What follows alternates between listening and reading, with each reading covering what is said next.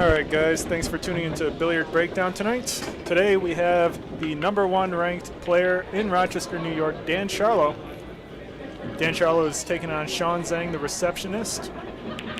This is going to be a race to 11 in 10-ball pool. Commentary by myself, Michael Lynn.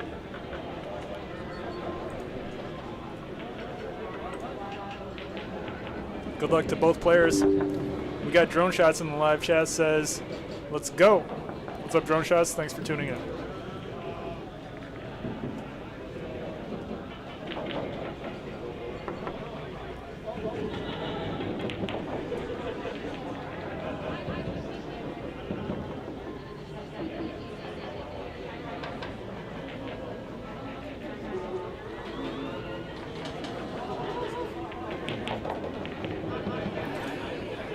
Looks like Zeng wins the leg for the break, and he's going to start us off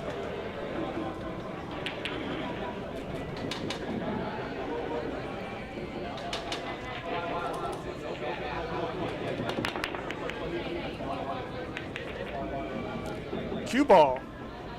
Nearly drops in to the side pocket. Dan does have a back cut on the one.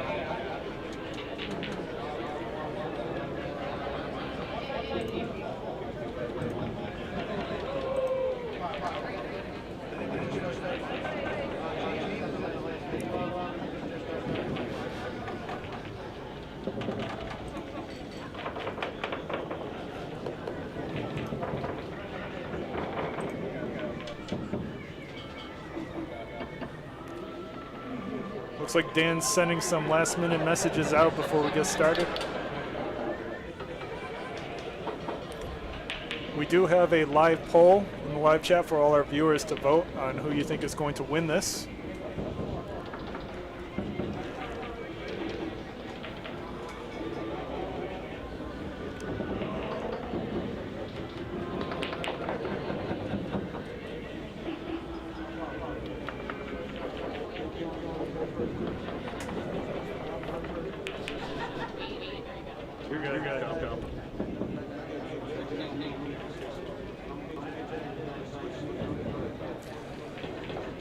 All right, Dan Sharlow recently defeated Jake Miosi.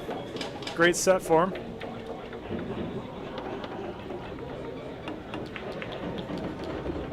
It's a good shot.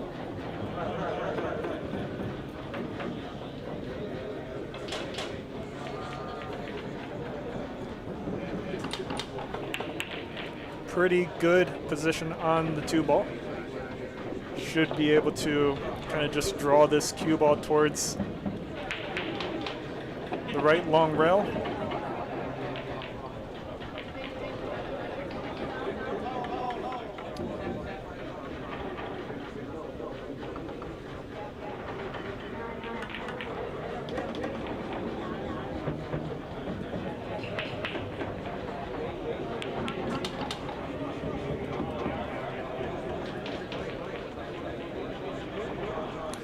Also sitting at the table over there is Ron Costanzio, Rochester's best player.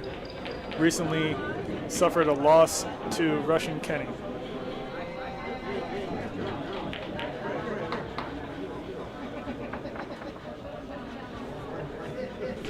Be right back.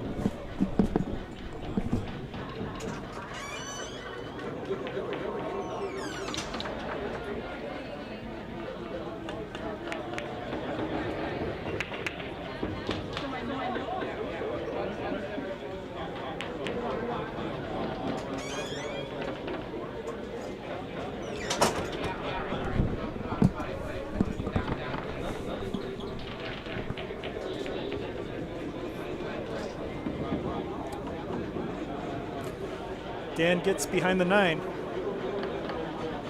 Zeng will be able to come back to the table here.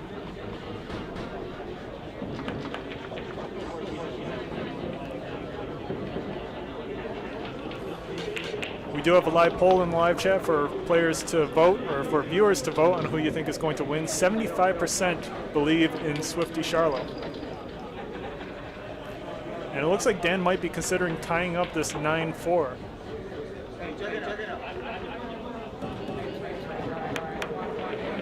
Not bad.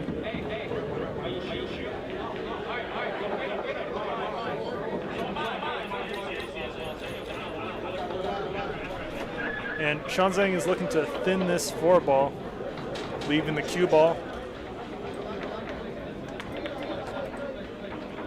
somewhere around here, likely.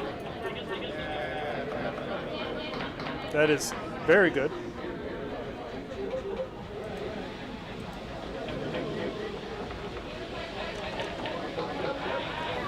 Dan Sharlow voluntarily took the first foul.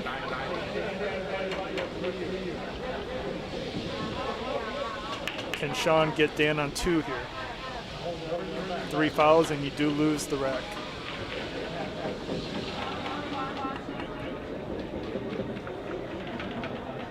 He misses it. And Chhun's going to do the exact same thing likely here.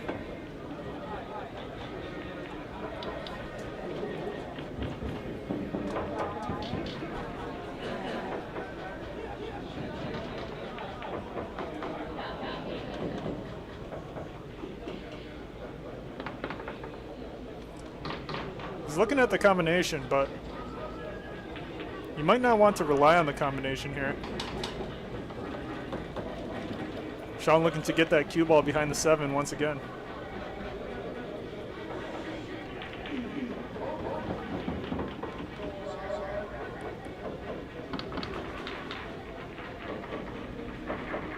Cue ball stays up. And Zeng reminds Dan Sharlow that he is on 2 fouls, and that's a good spot. Call.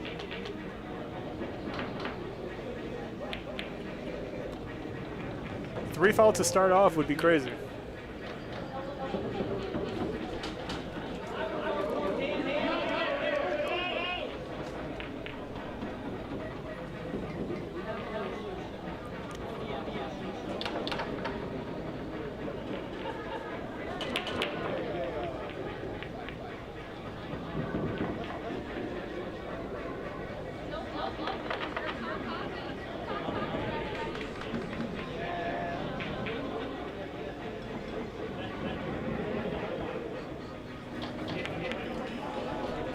Dan must make contact here. Tough ball to hit. You really only have half the floor to shoot at.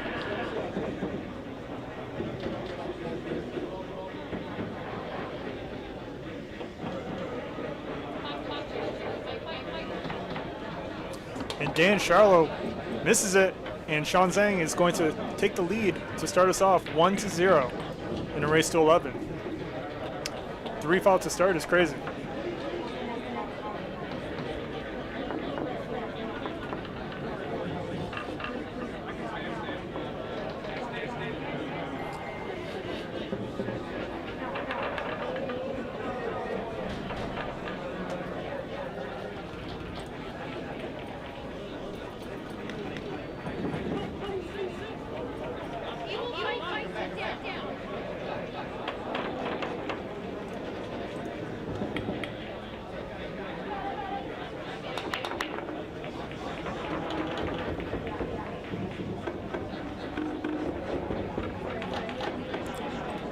GRDAP says echo with the microphone. And does it still sound like it's echoing? Probably does. Let me know if there's any difference here.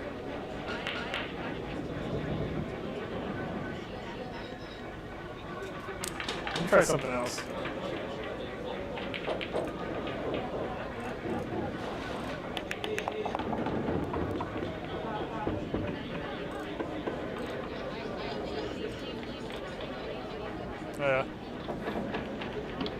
Not too sure what to do about the echo you're feeling, or you're hearing.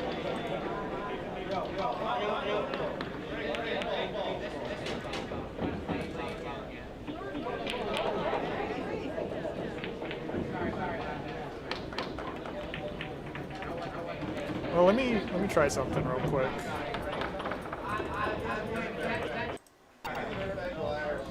Let me know if there's any changes that you notice in the next 30 seconds to a minute. And thanks for tuning in, GRDAP, as well as James. Go Bucks confirms that there is some weird audio going on. Yeah, let me know.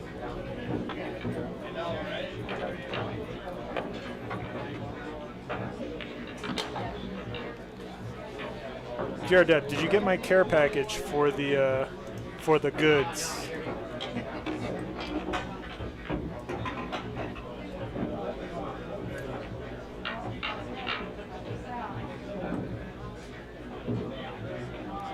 Chhun may or may not be able to pot this 4.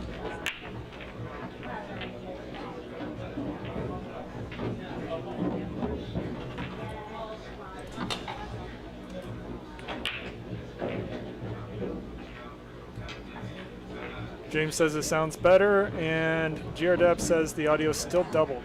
Okay.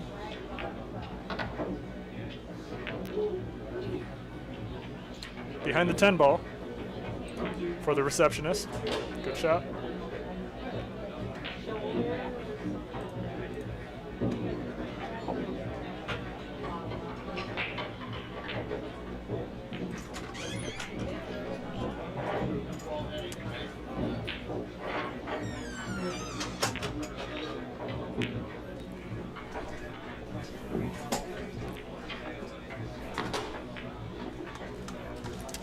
right here, Ronnie. We got Ron Costanzo joining the booth. Rochester's best player. Recently lost to Russian Kenny, but that's too bad. And Dan Sharlow misses the kick. There.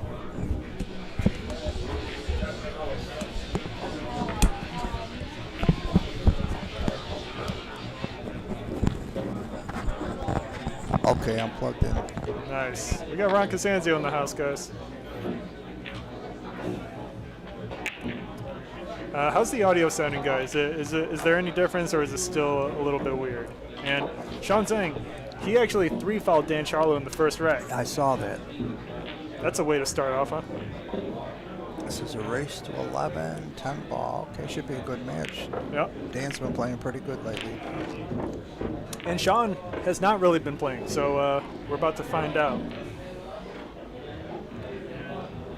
Well, he's got a table at home, so we don't know what he's been doing. That's right. I'm sure he's been practicing. You think so? Yeah. Jared Epp posted it on Instagram. Awesome. Go Bucks says the audio is better. Thank you very much, Go Bucks. And yeah, thank you guys for tuning in. Say hello to Ron Costanzo. I mean, if you don't hit balls for a while, it'll show. So right now, it looks like he's been hitting them somewhere. Most likely at home.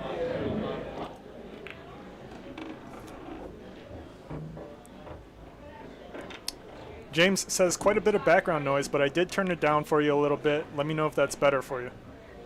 No more echo is good. Thank you. Let's see what he's got here. It's a little tricky shot. He might have to hit the 10. What do you do here? Well, it looks like he could avoid the 10 and just come back and play the 10 on the opposite side. That's what I would do.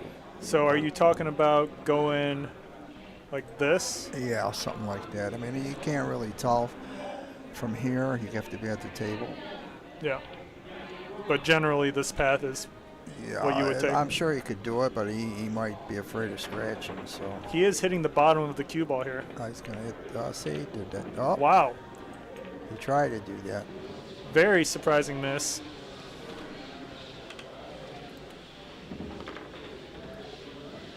A little bit of an awkward shot, but Dan should be okay. Dan could spin it in the side or play it in the corner. He's got a choice here. GR Dev says audio seems better. Awesome. We got Jim Caratasos. Of course we have Jim. I like spinning it in the side, but... Here? Yeah, every player's got a little different preference. You would play this into the side pocket? Well, again, I'd have to be at the table, but it looks like, yeah. Yeah, I think... I use a lot of right spin and slow. It's like a little slow curve. And then you play the 10 into the same pocket. Yeah, and the cue ball comes back. Just want to make sure that he kind of like reaches this. the ball. But yeah, he's going to play in the corner, see. Of course, the corner is a little tougher shot, but, you know. I think with the side pocket, it's very easy to lose control of the cue ball and just come back. Well, you got to hit it real slow. Yeah, I mean, you can easily come back just way too far. If you hit it too hard, yeah.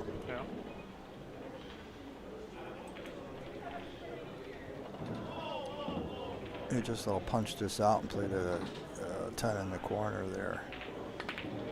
Oh, no, hey, he went all the way around. Yeah, big miss here for Dan, and Sean Zeng's going to be able to come back to the table. He didn't think he was coming back, that's for sure. Yeah, he tried to do a little too much there. So now this is pretty easy. Yeah, Jim says Sean Zeng was trying to thread the needle a bit too much, but he did not get punished for it. You could come straight across, or you could drop it 3 rails like that, straight across, and make it simple. Nice touchy spin by Sean Zeng. Should be able to make it 2-0 now. Race to 11. He sinks it. Yeah, he got away with a miss there. So he did. Very fortunate. He was able to come back.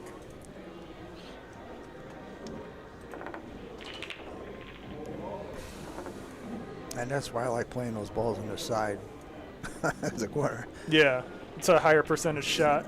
You know, especially you're starting out, you're not really in a stroke yet. It's a little tough, the corner pocket. Well, he tried I would have just punched it out a little bit, but he tried to come all the way around. So it made it even harder. Let's see how they're breaking. They're using the magic rack. Right? They are. Yeah.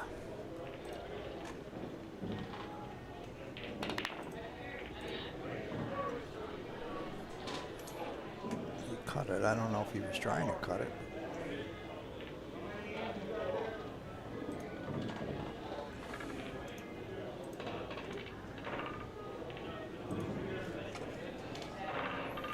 Dan's got to get going here. You don't want to get too far behind in this race. That's right. I mean, 11 is not the shortest race, but it's also not a long race. And if you're missing that one, something's wrong, right? They're playing call shot, I assume, right? Of course. Yeah. Yeah, he's not in stroke yet. He's a little off right now. He did warm up for 10 minutes, but we'll see if that's enough.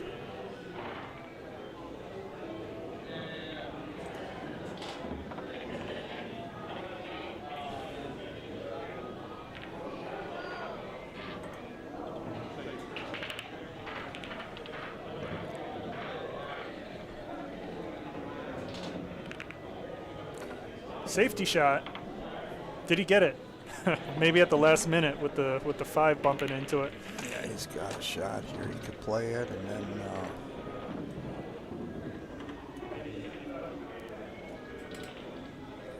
yeah, it does look like Dan is clear for the 2. I would try to run to the 7, and then from there you decide. Run into the 7? No, I mean run to the 7, and then try to decide if you're going to play safe. Play safe behind the 8, maybe. Yeah, I can't tell if it can go. I believe it does go. It's just a tough shot to, I don't know, get good position for. Right now, just concentrating on the 2 to the 3. Okay, he made the shot. Okay, now he's going to have to definitely play safe.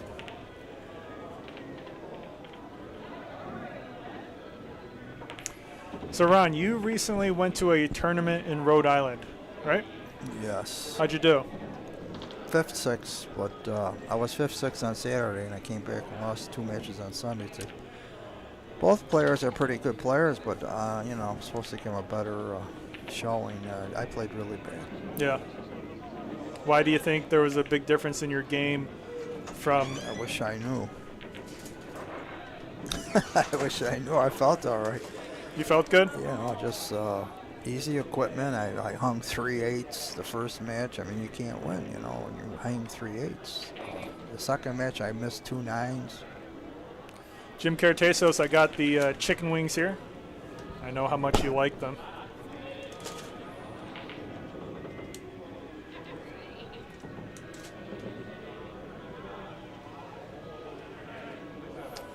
Woodrow is wondering if Shawn Zeng wins, will he be number 1?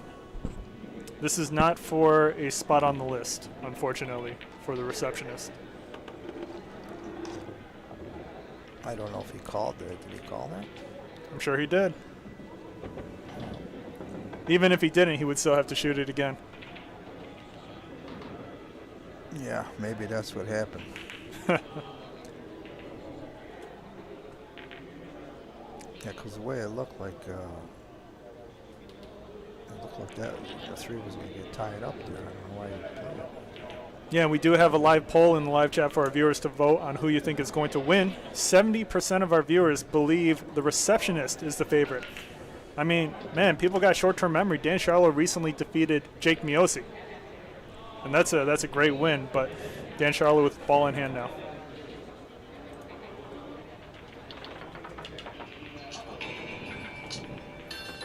Phone call. All right, hold on. I got to take this. Sounds good.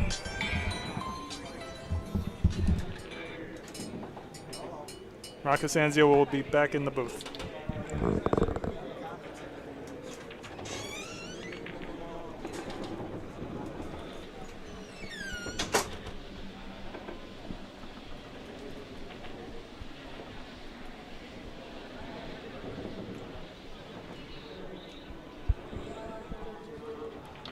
James is wondering if I ordered enough wings for all of you guys. Yes, I did. I do have enough wings for everyone. You just need to pull up to Billiard Breakdown and bring a $20 bill. It's all yours.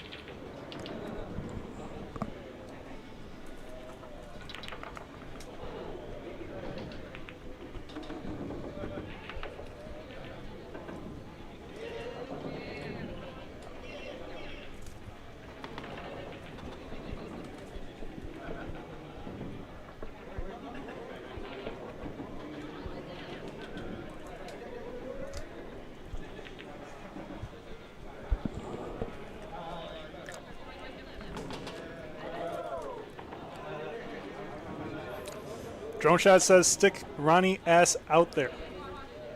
He's out. He'll be back hopefully.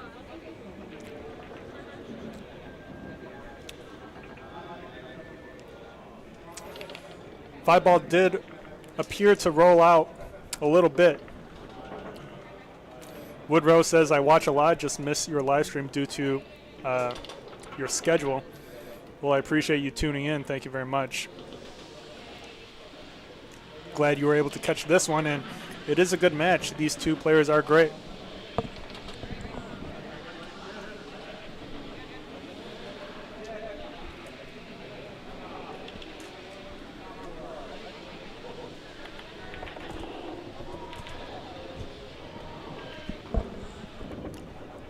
That is quite the shot by Chhun. Great position on the 6. Let's see if he can hold position for the 8 into that left side pocket here, or if he's going to have to come up with something else. Woodrow says you guys are doing good for the game. Thank you. That is the goal. And something else it is. Chhun does not get the side pocket for the 8.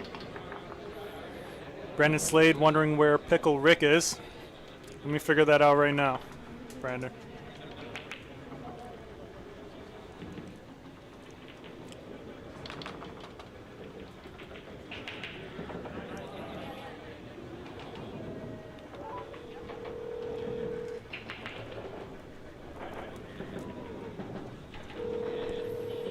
Cross-side bank coming up.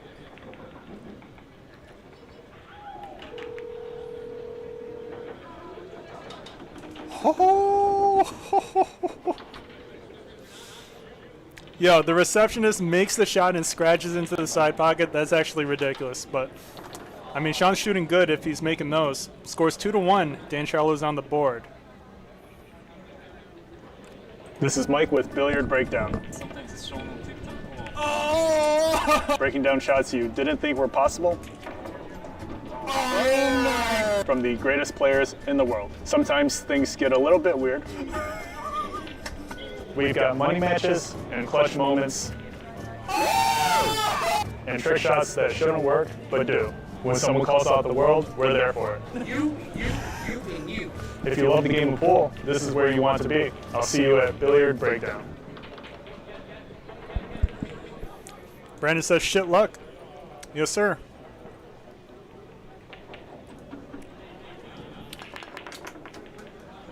Would have been a big swing rack there.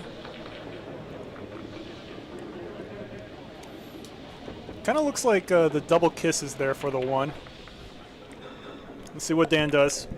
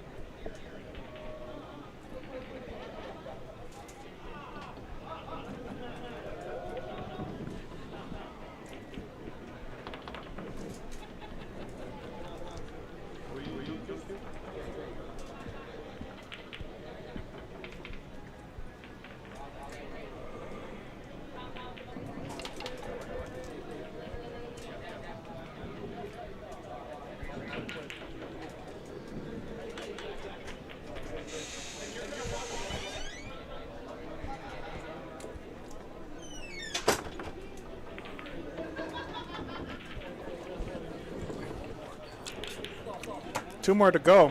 What you got going on, Ron?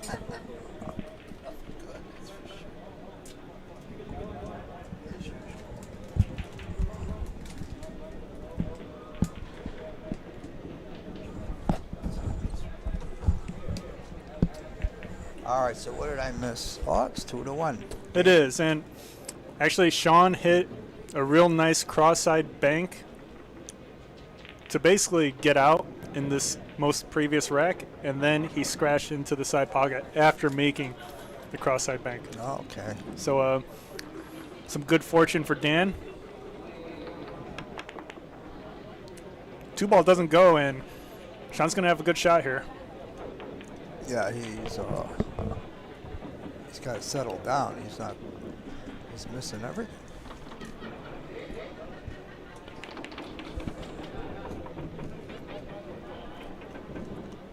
But Ronnie, jumps aren't easy. Are they playing with jump sticks? Yeah, he just jumped. Oh, That's why he missed.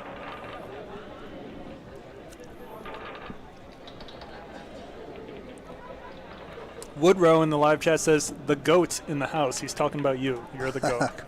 All right. Are you wide open? Are you goated? It's wide open here now. It should get out.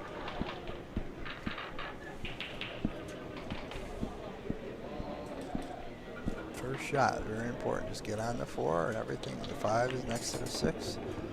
That's beautiful. Just a little slide shot now. Bring it across and play a 5 inside. You gotta take a look at the 6. It goes in the corner. So see, he's looking at the 5 to make sure you get the right angle. You talking about this corner? No, it goes in the other corner. It doesn't go in that corner. So really, when you're looking at this shot, you want to either get straight or a slight angle. Just like that. Perfect.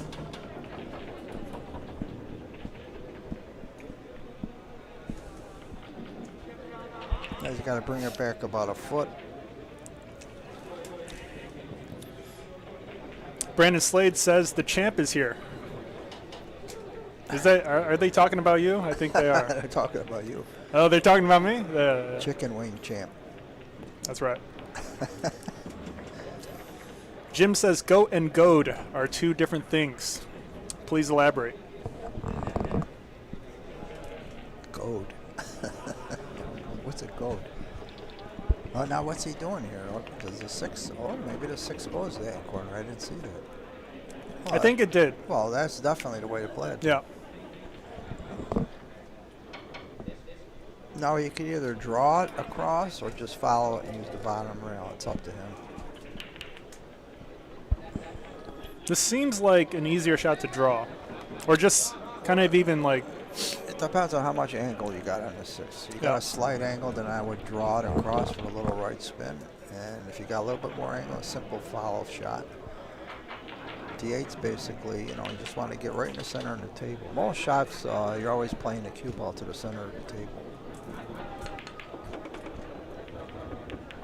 Okay, so he went a little too far, but now he's got an angle, so now he's going to just follow it and try to get straight on the 9.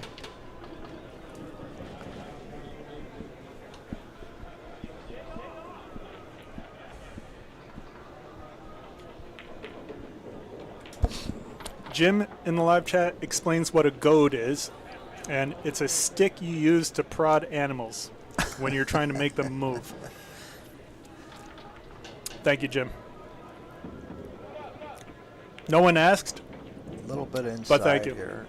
Nice little foul. You think inside? A little inside, yeah. Yeah, I want to hold it up. See it? Hit it. No, that's a great shot. Very nice. Yeah, just a little stop shot. Maybe just a little bit forward.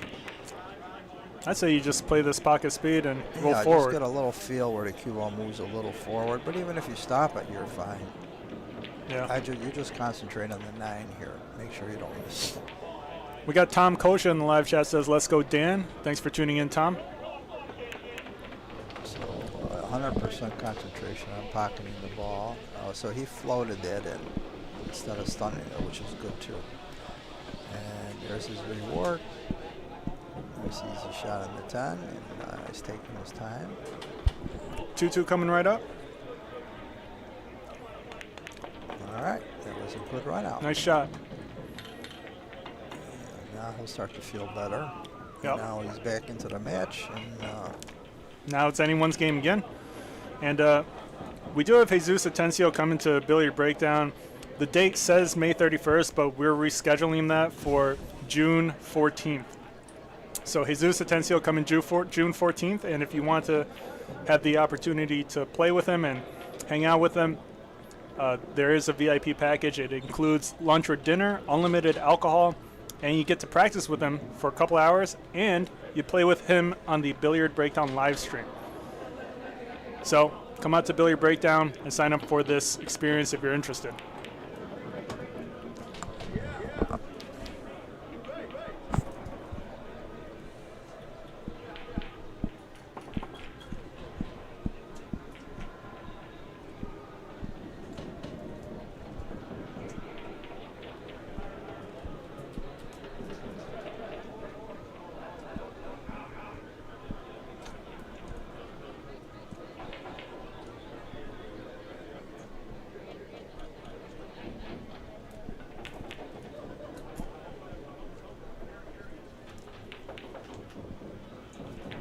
See how Dan's breaking here. Pretty good break. Yeah, good spread. Does the 5-ball get in the way? Maybe. Maybe not. I think he should be able to see it. I think, well, either that or he's going to jump it. I think the 2's down there too, right? It is. Maybe a little bit of a jump. That's what it looks like to me. A little jacked up over the 3. Woodrow says, I wish I could goad a couple of league players. Woodrow, where are you from? Benjamin in the live chat says, what's up, guys? Thanks for streaming some more good pool. Thank you for tuning in and hope you enjoy the match. 2 great players here from Rochester, New York. And we also have the greatest. We got the goad of Rochester. Yeah, he's definitely going to jump it. Almost. That's something. That's something new. Just missed it. Just a little bit off. Woodrow says he's from Wichita, Kansas, and I used to live in Wichita. So I used to live in Wichita, and I stopped by Newkirk, Oklahoma, too, for a little bit. And, yeah, that's a place I haven't thought of in a while. We got Robert Zupriniak. You remember Robert? The Polish Do guy. I remember? Oh, yeah. Yeah. Great player. Robert Zupriniak is in the live chat. He says, who is Ron picking to win? Oh, it's tough. Dead heat. I'll call it dead heat. Ronnie does not want to pick, but he definitely has someone in mind. Definitely. No, I don't like picking. I just like watching. Man, you See can't how say they who you play. got? No, I really can't tell. It's that close of a match. Normally, Chhun would be the favorite, but Dan's been playing better and better, and so it's going to be close. Yeah, Ronnie says usually Chhun would be the favorite, but Dan's been getting a lot better recently. So, real tight match. He went hill to hill with me in Rhode Island. And That's fantastic. I had him 6-2, and he came back strong, and no luck. And coming back is no easy task against Ron Costanzo. He played everything good, and just a safety error on the hill, and that cost him the game. That's all. This was a nice combination shot by Sean Zeng. Very good shot. And he gets a good shot on the 3. Benjamin Parker in the live chat wants to know, is the guy in the booth the one who played Kenny? That was my brother. Ronnie says it was his brother, but it was Ron Costanzo right here, and he almost beat him. He choked position at the very end. I can't believe it. 2 ball in hands, and I couldn't get out. No, he took that shot. Speed's off. See, when you don't play on this table for a while, it's a little tricky.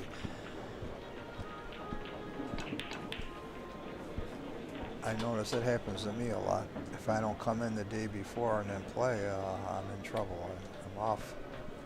I'm losing my cue ball. I'm missing shots. All right, now you just got to roll it into the side and hope for the best on the 5. Also, guys, Quantum Qist is Robert Zupriniak, and Quantum Qist is big in the pool scene. Make sure you follow him on Instagram as well as TikTok. Makes a lot of fun educational videos for pool. Nice shot by Chhun, but gets behind the 10.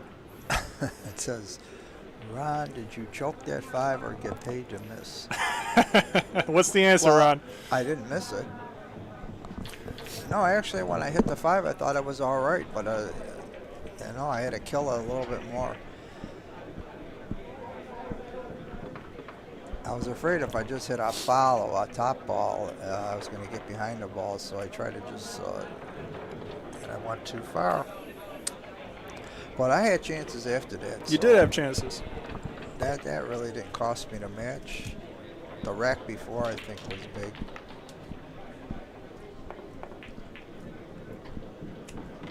When you get ball in hand and the balls are there, there's no excuse. You just have to get out or you're going to lose, and that's what happened. But he made a nice shot on the 8th. After I missed the 7, he kicked the 7 in, which was fairly easy, but the 8 was very... Yeah, that 8-ball shot was super clutch. That's his specialty from the corner there. All right, so Sean's not doing too good here, and Dan should have no problem here. Oh, see, you don't want to run into balls. Now there's a problem.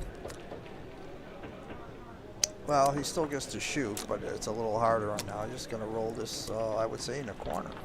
Benjamin Parker says, your match between you and Kenny was a hell of a match, and that was the first stream from Billiard Breakdown he has ever seen. It was a good match. It was. For people to watch, but it wasn't.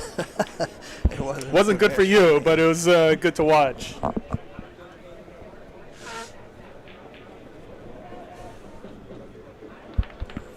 Ben also says, my interviews with the pros have been solid too. Thank you very much, Ben. And Dan, nice shot. With a fantastic shot on the 6-ball. He's perfect on the 10. Should be able to take the lead for the first time in the set. That was a good shot. It wasn't that easy. Not easy at all.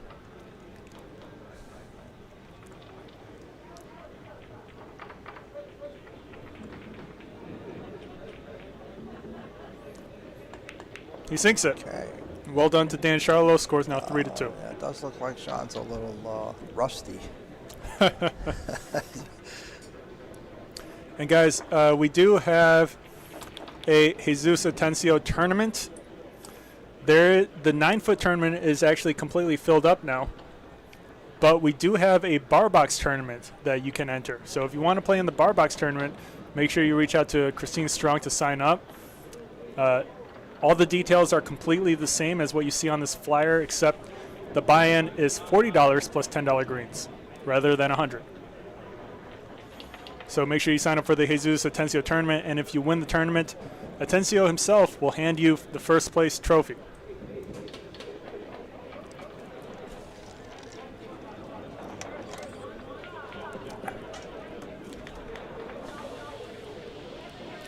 Tom Kosha says, I'm the short Sicilian that came to Rochester in the tournaments with Dan, living in North Carolina now. Cool. I don't know if I remember you, but thanks for stopping in when you did.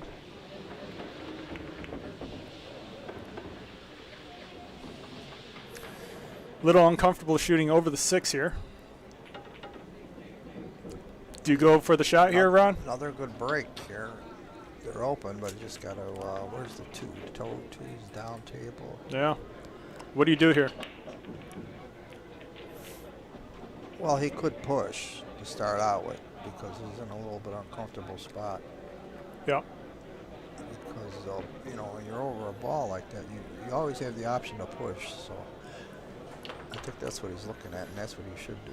Ben Parker says, I got to get back to working, but I will be lurking. Sounds good, Ben. Make sure you don't miss the end. If you didn't want to push, all you would do is just bank it towards the 9 and hope you stuck him behind the, was that the 5 or the 3? I can't tell. Looks like the 3. Yep. But he opted to push out, which is probably the right thing. Yeah, leaves a tough shot here for Sean. Position on the 2, very difficult. A little too close, though, with the 1. And Sean should take the shot. But how do you get back on the 2 here? Well, he could play it in the right corner and come back, or he could play it safe. I would personally play it in the right corner. And, you know, if you miss it, you're bringing the cue ball back, so it's like a two-way shot. So you're talking about playing the 1 here, Yes. and then the cue ball goes 1, 2, like this? down. Yeah, that's it in that area. Tough shot. And really, you don't have to come all the way down because where the 3 is, so you need the angle on the 2 to go back. So really, you're trying to target somewhere around the 6. Yep. And just concentrate on the shot. Let's see what he does here. Overcuts Yeah, it. he tried it, but yeah, he overcut it. And, Does he get a roll? That is quite the roll. Chhun gets behind the 2 somehow. That's why you go for the shot, because things like this could happen. That's the bonus. You can always get lucky and still leave the guy safe. If he jarred the ball, he would have been safe. And if he made it, he was close to the 2, and he could have done something there. So Yep. now here's where the kicking comes in. Yeah, Dan taking a look at the kick. Should probably be calling the 4 ball, right? Yes, you can call the 4, and it's also, now this particular kick is just a speed shot. You don't want to hit it too hard. You want to just almost play like a safe. See, he went for it hard. Was that a good hit? I don't think so. Receptionist with ball in hand. And do you know why we call Chhun Zeng the receptionist? Do I know? Yes. I think I heard it once. Do you remember? No. We call Chhun Zeng the receptionist because he speaks English like he's got bad reception. Oh, yeah, that's right. Yep.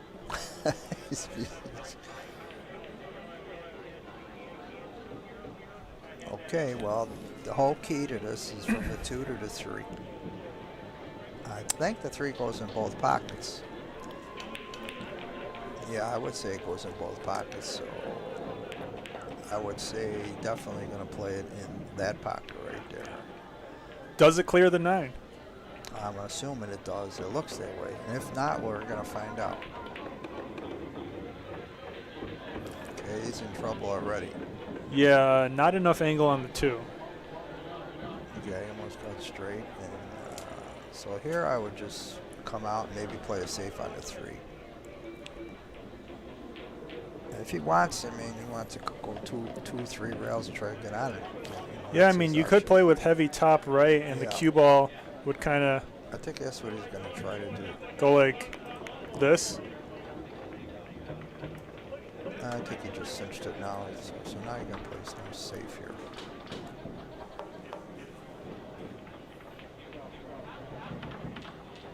Or you could cut this in. Does it go though? Yeah, I don't know if it I goes. would cut it in definitely, because see where the 4 is hanging. It does. Again, this is like a 2-way shot. It doesn't look like he's going for the cut. Yeah, that means it doesn't go. So he's playing all safe and let him see it. Nothing easy, but he let him see it. Tom Kosha says 15 years ago, Dan Sharlow was in my garage shooting every night. Used to beat him back then.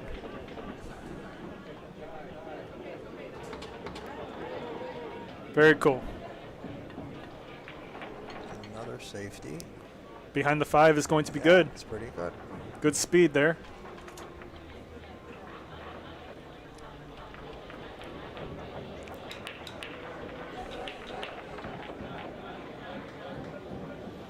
He's calling the corner.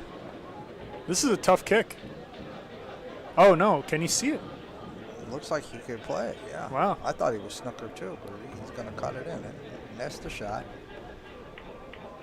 You go for it because most likely the other opponent's going to be safe. And here's a shot where Dan can do the same. Just cut it in. I mean, he could slow roll like a safe, but... yeah, I mean, if he makes this cut, he should be out. yeah, most of the time you just go for these shots. Now, you just got to control the cue ball a little bit. You don't want to scratch on the side. Well, you know, you also run the risk of maybe moving the 6 into the 9. Well, if he overcuts the 3, that's going to happen. But if he hits it clean, he'll miss the 6. Yeah, he overcut it, and he still made it. But he's No, good. I think He's good. the cue ball runs into the 6, like if you make it center pocket. Yeah. And Dan Sharlow, he's got a good look on the 4. Position on the 5 is not easy. For some reason, these object balls, when you hit with the cue ball follows through more. We also have Will Rhodes in the live chat. What's up, Will? Says, what's up, guys? Will Rhodes.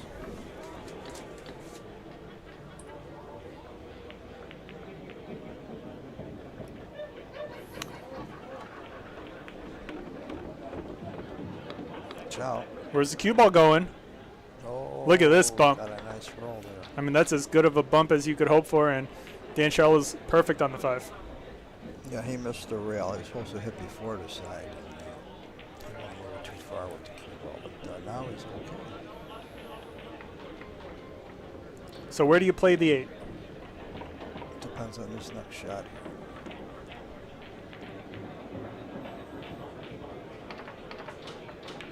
I would definitely come around and play the 8 in the same pocket. Just sort of stop this ball and keep an angle on the 6. Let's see what it does. That's it. I was going to 2 rail it out or 3 rail it out. Will Rhodes says, heard you liked my shirt last night along with Patsy. Yep, good shirt, Will. Remind me what it was again? I remember making a comment on it, but I forgot.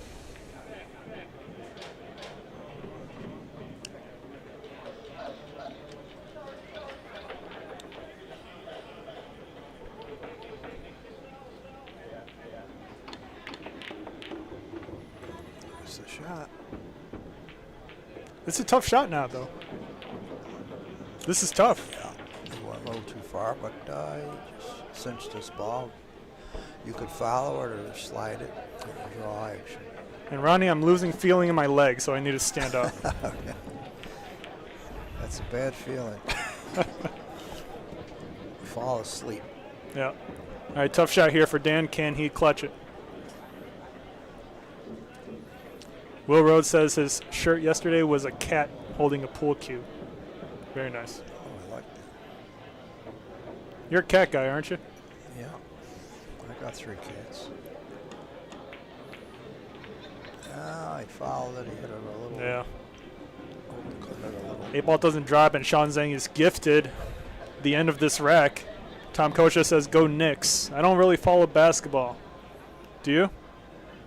No, I don't follow basketball. They're in the finals, though, with the Spurs. Awesome. Okay, get a nice angle. Hit this nice. Just come down. You want to hit up before the side. Or you can come straight down. But I like going into the side because that creates your speed control a lot better when you use the rails. See that? Perfect. Yeah, nice job just bringing that cue ball closer, leaving a nice comfortable angle for the receptionist. Will Rhodes says he is a cat guy, cat dad all day. Here you want to 2 rail it out. Let's take the side pocket out of play there. You don't want to follow this. That's perfect. And the receptionist sinks it. Well done. He ties it up 3-3 now. And guys, we do have a Q Corner raffle. We will draw the winner of the raffle on June 14th.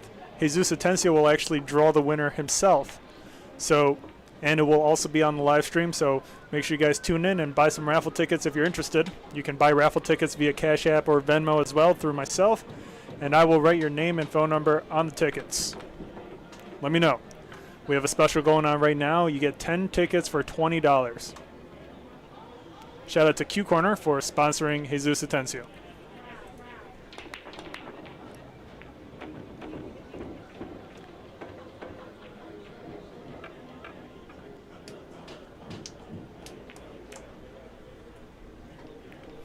Sean is able to see the 1, but does he see enough of the 1 to go for the shot into the side pocket here?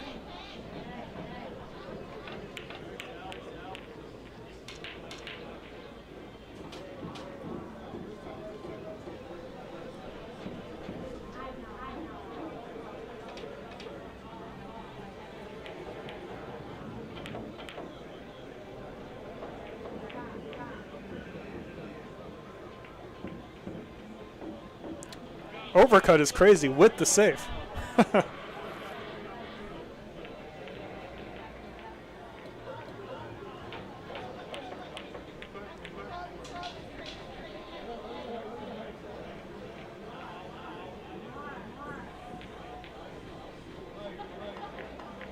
Good hit. 1 ball behind the 3. It's a good shot. That worked out well. Good kick. Sean might be calling the 2 ball here. Is that the 2 or the 10? That's the 2, right? It is. That's the 1. But I don't even think the 2 goes past the 9, so may just be looking for contact. Maybe he calls the 3. He could if he wanted to. I mean, you just make sure you hit this so you don't give your opponent ball in hand. Yep. Try to get some separation. Did he call the 3, guys? Yeah, he did. What a shot by the receptionist. Really well done. Tom Kocha says, I'll take 10 raffle tickets. I'll cash app you. Sounds good, Tom. Send me a message on Instagram right now, and I will respond with my cash app, and I will fill out your 10 tickets right on the live stream. I'm looking out for your message, all right, Tom?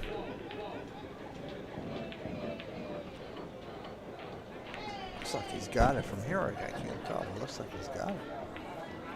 Oh, he can see the 1, no problem. He's just planning out the run.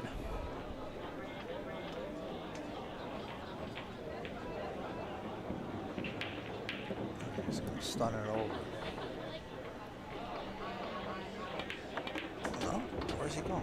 Why did he go that way? I don't know. Isn't that the 2 over there? Oh, the 2 doesn't go in the side. Oh, but why didn't he follow it down for the corner? Yeah, I think. I don't get that shot right there.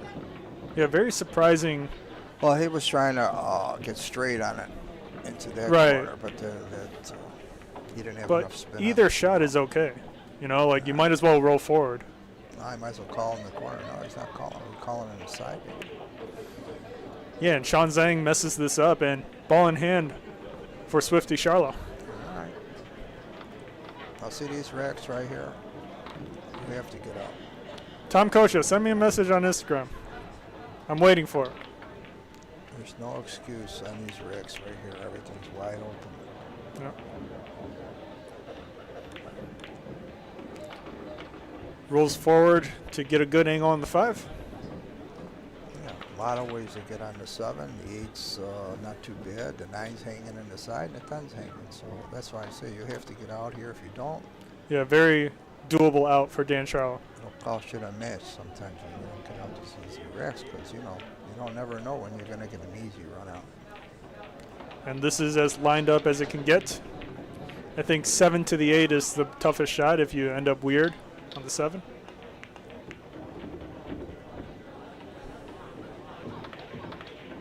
Nice speed by Dan.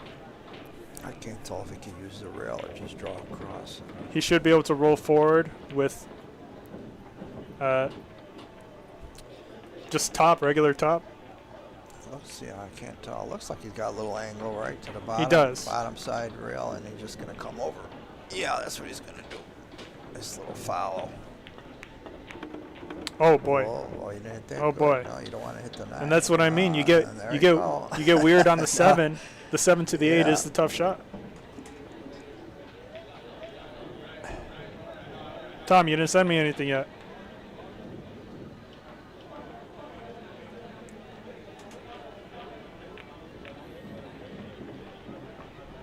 He's just got to sort of kill it. Just field goal the 8 and the 9. Let's see what he does. Fantastic. Oh, it turned out good. He got a good bump there. Okay, so got to just roll this in with a little right spin, high ball.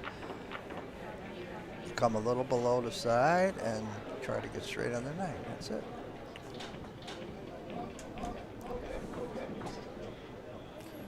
Yeah, Dan leaves himself a little bit tough of a shot on the 8s, but if he can make it. All you do is stay down on these shots and you'll make them most of the time. The reason you miss these is because you move and you move up, you jump. And Ben Parker sent me a message. He wants to buy some raffle tickets. Tom, I'm still waiting on your message. Don't let Ben Parker take the cue off your hands.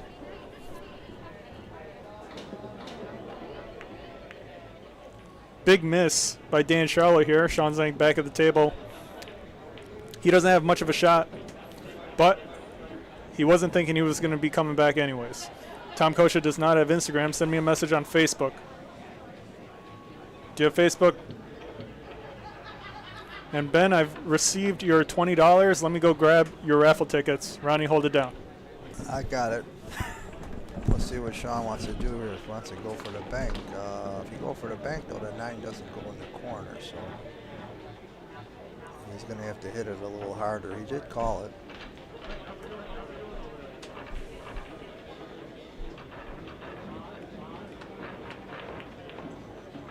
Oh, he was playing like a two-way shot.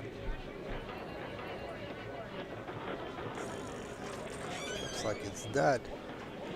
He's got to cut it a little bit.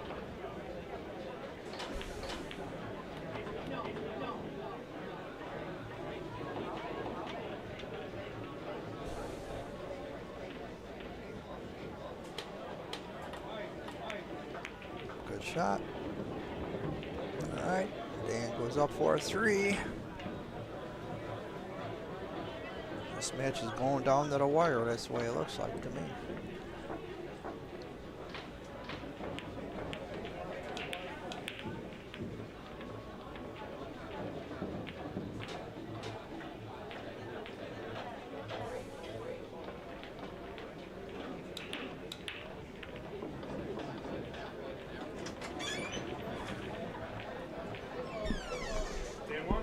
He made the, yeah, he made the combo.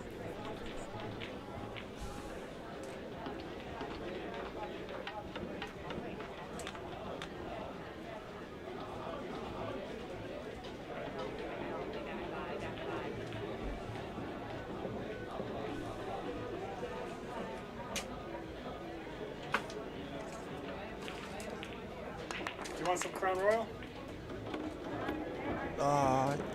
Yeah, I'll take a shot. I made a couple more balls here. I think that's the 10 all the way up there.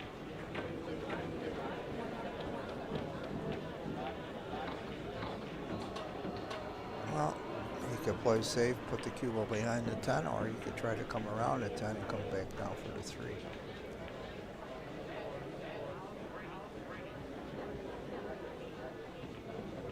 He could also cut it in the left pocket. Spin, use a right spin. Maybe a little draw action. He's got 3 options here. Let's see what he wants to do. He went for the safe, try to put him behind the 10, and just a little too hard. So Sean should call the bank and bring the cue ball down, and that's exactly what he did. He just called the bank. It's like a two-way shot. These shots are automatic. You never turn these down. Playing safe, and you're playing your shot. So.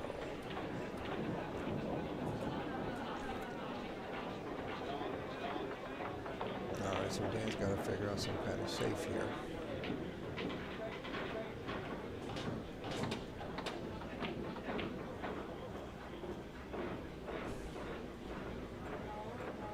Could attempt to cut it at very slow speed, bring it back for the 3, but that's a little difficult. I like going 3 rails off the right side of the 1 and try to put him behind the 5 thing, but he went this way, and not bad. Put the 1 in a good spot.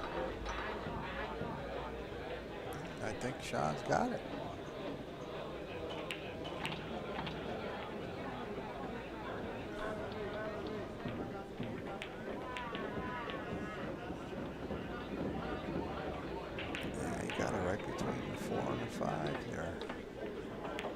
Slow roll this ball. Oh, he tried to go all the way back and forth. Guess he didn't like to slow roll it.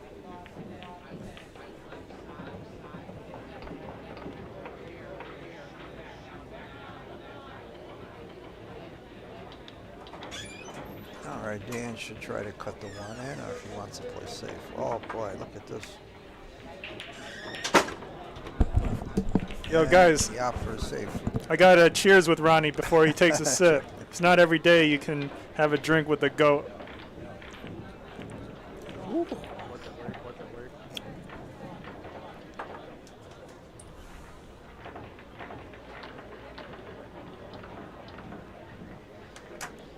Tom Kosha sent me a message as well. And Tom, send me your phone number. And Ben, I got your phone number as well. Let me write your info on her. All right, Dan's got a nice cut in the corner, and cue ball naturally coming towards the 3. Ben Parker. Yeah, Ben Parker says he won the free chalk the other day. Now he's going to win the free cue. How do you win the cue? Oh, you got to buy tickets. Yeah, got to buy tickets. Well, it's not free, I guess. It's not a free. It's not free. It's close to free. It's near free.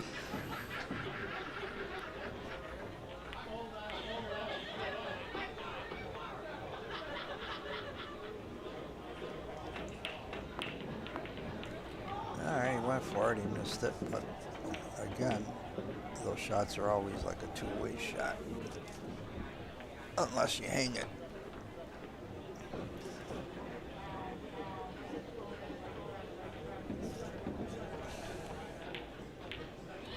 Sean's got a nice kick here. He's going to play to maybe call the 6. I don't know what he's doing here. I don't think so. Most of the time, you just try to create separation there when you kick into these balls. And that was a little too slow. Wanted to kick a little harder, so make contact. The one goes down table or the cue ball goes down table. And Dan's going to play the combo here.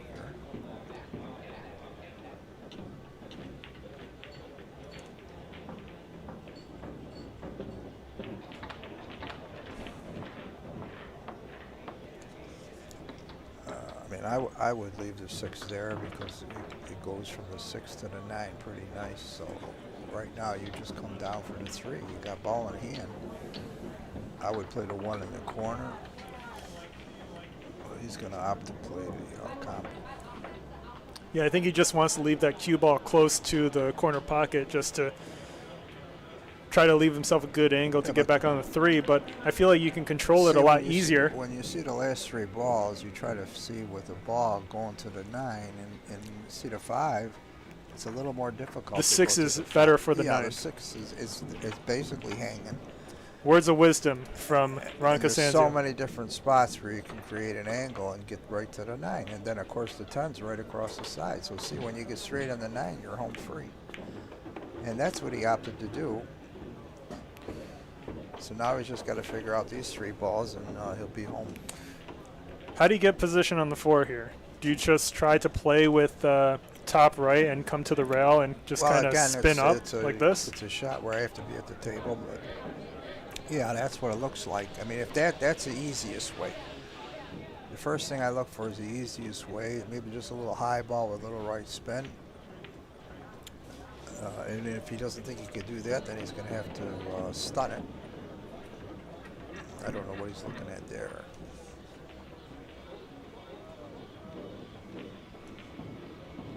It looks like he could do that. Just a simple 1 railing out to the center. Like, no, he stunned it. Okay. Oh, he got it. That's quite the bump. Yeah. Quite the bump. Good shot. Yeah, good shot by Dan, and he's going to be able to. Seems like he's going to be able to get out here. Yeah, now you either slow roll it, and if you don't think you could slow roll it, you're going to lose the cue ball. This is definitely a slow roll shot. Bottom right rail and come back. I think you slow roll this all day. Yeah, when you slow roll these, you use a lot of spin, and that throws the ball into the hole, and it allows you to aim fuller, and you kill the cue ball. But Ronnie, I mean, if you know so much about slow rolls, why did you miss position in your final rack against Kenny? Yeah, that was because you know why I used draw instead of just rolling. Yeah, again, I came down too far in the cue ball. I didn't have to come down that far, and I still would have got the results. But when I hit it, I thought I was all right. Yo, Ben, I just put your phone number out for everyone to see. My bad. Okay, so now he's just got to make sure you get a shot here. Let's see what he's going to do here. But Ben, I finished your tickets. No. What did he do? I feel like that was a shot you just had to. What is this? Lucky. He got lucky. I don't. He was trying to come down table with the cue ball. He didn't have to. All you had to do was stay on the right side of the 10, and again, that's why he left the 6 for that angle. Well, he got away with it. So. Tom Kosha, I'm waiting for your Cash App. I already see the shot. I think he could play it. And he's going to call. He should call the 5 in the corner and 3 rail it. It's a 3 cushion shot, and it goes. So you just got to come as long as you can. If he's got the if the 6 is not in the way, which I don't think it is, but I don't know if he's not looking at the 3 rail. Tom, send the Cash App so I can write your name and phone number on here.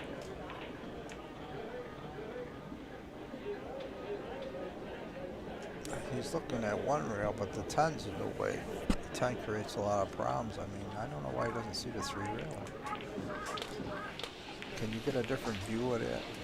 Let me see. Oh yeah, you see the 3 railers open all day, and it's possible. Man, these guys can't 3 rail like you. See, this is, I mean, you know, he's missing this. This is the wrong shot. I hope he hits it, but see, too difficult. Yeah, and Dan Sharlow is going to have ball in hand. A lot easier to 3 rail. You got a better chance of hitting the ball, and you can make it. I mean, he could have made it there, but a lot tougher. All right, so now, again, like I said, get straight on the 9, and you're home free. That's all you got to do. See, you had too much angle here. It's making life difficult. You have ball in hand, you're supposed to get the right angle. And now, not only you want to that, be fairly straight with the 6. He's shooting it left-handed. See, I didn't. That's crazy. What the hell? Where the hell you going, Dan? I mean, he had the right spin to... So the whole play was the 5. He got Look. the wrong angle on the 5. He had the right spin for this, but, like, you don't need to do that, you know? Well, anytime you switch hands or you're using the bridge, you have to take a little bit more time because you're just not comfortable.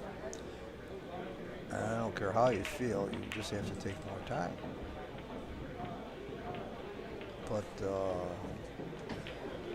again, he hit ball in hand on the 5. He should have made it where you just have a slight little angle so you could just draw back. All right, so now he gets into the safety game, and not good. Sean gets a break, and he's gonna. The receptionist with another chance at the table. Let's see, but see, on this table it's so fast that it's hard to slow roll and keep the ball playing in the side. Let's see what he does. Do you think he's out? He hit it nice. Speed was good. Safety. But yeah, Safety. Got away with it. Man, these guys are fluking safes back and forth nonstop. They're both getting a lot of chances. Tom, I need your phone number, bro. Oh, I got your phone number. Thank you. Still waiting on the Cash App, I believe. Now he's got a choice. He could kick up from the left side and try to play the 9 in the pot corner, or he can kick from the right side and play it in the other corner. But I like trying to play it where it's closest to that pocket. I like that kick. Brandon Slade is wondering, Mike, are you giving away free chalk tonight? Man. You know, every piece of free chalk I give away, it costs me like $7. You know how much of a pain in the ass that is, Brandon? Looks like it turned out real nice. You can't ask for anything better than that. Even though the guy's got a shot, it's still long and difficult. And even if he makes it, he can't really hit it that hard, so he's going to have another tough shot on the 10. Not only do I have to give away the free chalk, but I have to pay the $7 for shipping. Let's see what Crazy. he does here. I mean, you got to go for the pot. I could give it a nice follow here. When I look at it, he's got enough angle. Oh, And he misses it. Just a little full. Dan Sharlow is going to be able to come back to the table with a very easy out. All right, Dan got away with something big there. I mean, ball in hand, he's supposed to.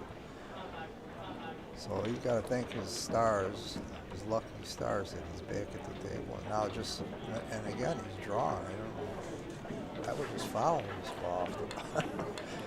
All right, that's all right. That'll do. And every player does something, you know, whatever they feel comfortable with. I like following it. we do have Le Bavu in the live chat. Says, what up, gang? When is the Jesus Atencio thing rescheduled to? Jesus Atencio will be making his appearance at Billiard Breakdown June 14th. The 2-day tournament starts on June 13th. And Dan Sharlow is able to take a 2-game lead now. Well done to Dan. Well, he got away with that. He did. No excuse for what he did.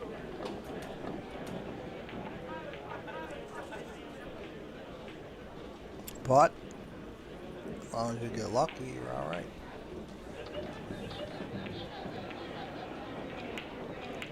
Brandon is wondering if he can have free chalk and $7 since he can just pick it up. Let me think about it, Brandon. I'll get back to you on that. Chalk and $7. What does that mean? Free chalk and $7. He wants free chalk and $7 from me.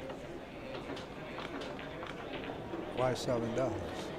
You got to ask him that. Why don't you ask for a little more?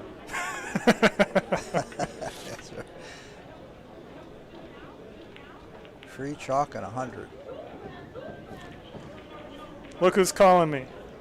Russian Kenny, my buddy. Do I answer this or ignore him, chat? Huh?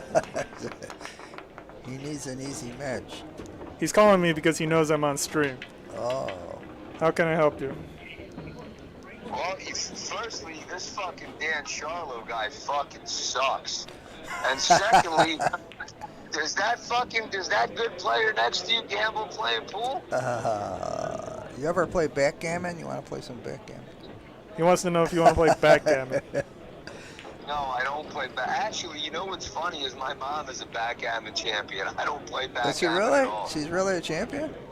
Yeah, I swear. She was like a super high level That's a player. fantastic game. I gamble all the Yeah. time on it. Most of the guys I play, though, they're not good, so that's why I play. No, she used to be super high level. I don't know what the equivalent That's of it is, a but, big action game in the country. You know, that's a big action. Well, I heard like Billy and Cardona and them Yeah. guys like used to bet real high. Yeah, at it, stuff I used to like watch that, him but- play. He used to play Grady. Grady used to play. Yeah, they said they used to fuck. They said there was one black guy, I forget what his name was, Sammy something or other. He like golfed and bet real high, and they said they were playing like 200 a point, That's which how is like real high. that's how I started. There was a guy, I can't remember his name, but he was very good at it. And you know, he come to my room. He says, "Oh, I heard you play backgammon." He destroyed me. I said, No, I don't play backgammon, but I play rack your own 9-ball with 10-ball rules. Rick, when's your next match?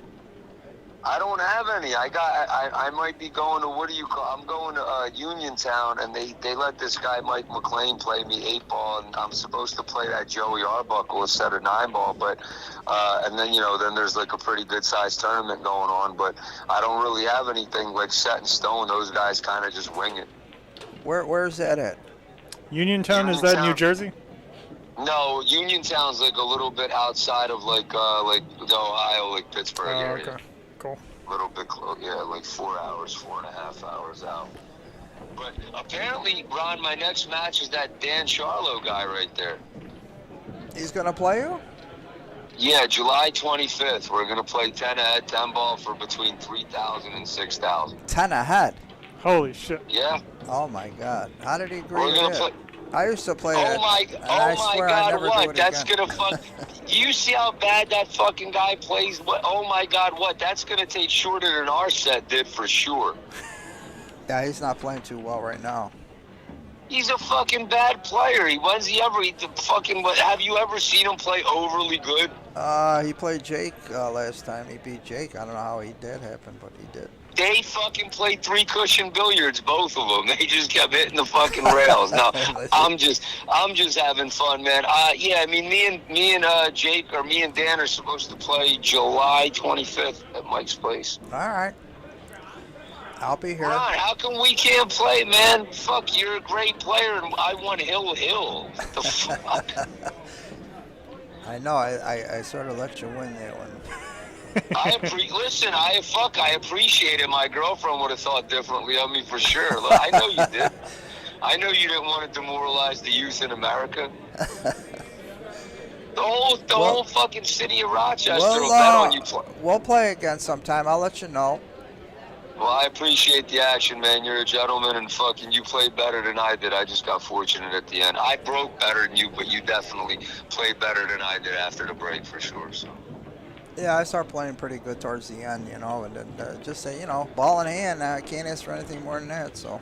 Yeah, but here's the thing, man. Like, all those fucking jerk-offs that are fucking talking shit, like, it's easy to, like, all you did was you just decelerated a little bit, and that's what allowed the fucking cue ball to drift behind them balls, you know what I mean? And it's easy in a spot Oh where yeah, I it's told him what happened is I hit the cue ball too low. I could have just came down a little bit, and I didn't want to get over the balls. When I hit it, I thought I was okay, but then when I went around.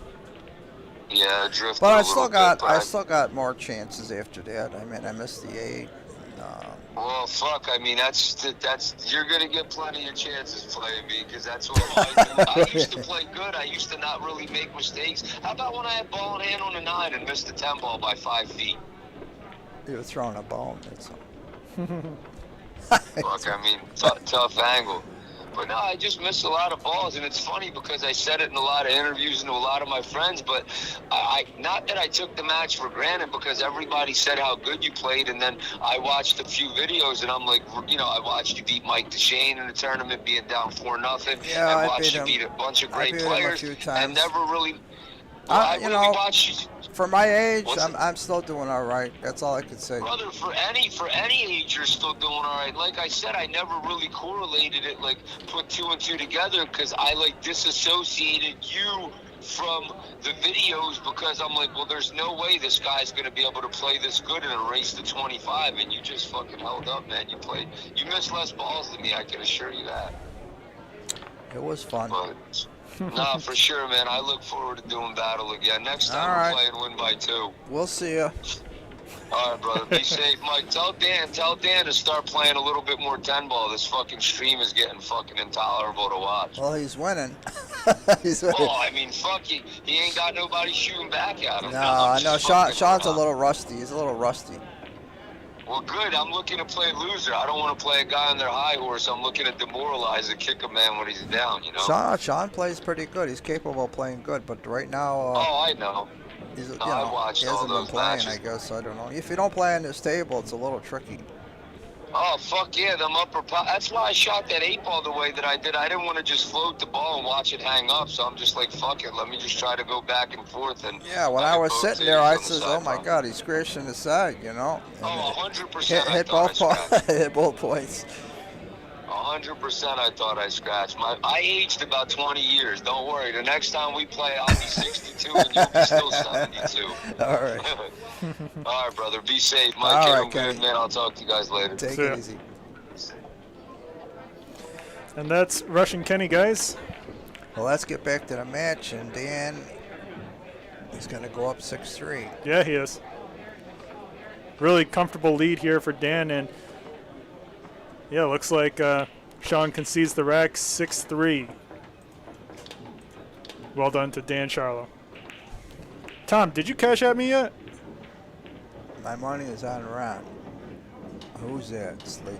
Brandon Slade says he's going to bet on you if you guys rematch with Kenny, Russian Kenny. Cheers. To your rematch with Russian Kenny, I hope you win. A few months down the road.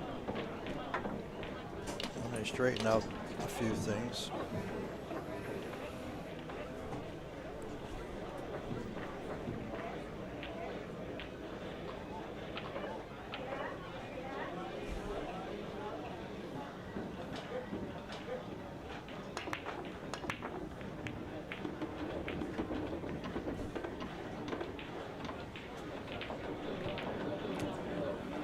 Nice spread by Dan Sharlow.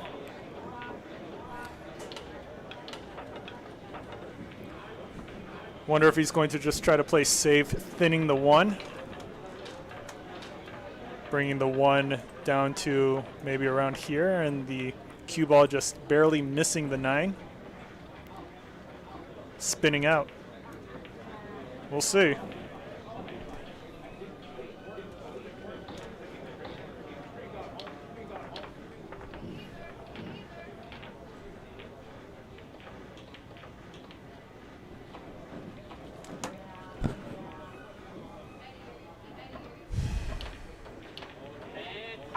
You think he goes for this safe that I'm drawing out, or what do you think he tries to do here? Oh, it looks like he could try to bank and get on the 2, right? Yeah, but Again, what kind of position will you have on the 2? Yeah, he's calling it. See, whenever you have a situation like this, it's an automatic play because you're playing safe anyways. You're dropping the cue ball down on the bottom rail where you have a shot, and the ones go, oh, he kicked at it. What? I don't understand what he did there. Interesting choice. Why didn't he just bank it? Receptionist back at the table. All right, Sean's got a tough shot to get on the 2 here. He's Yeah. going to run into the 10, so, you know, he could play safe here.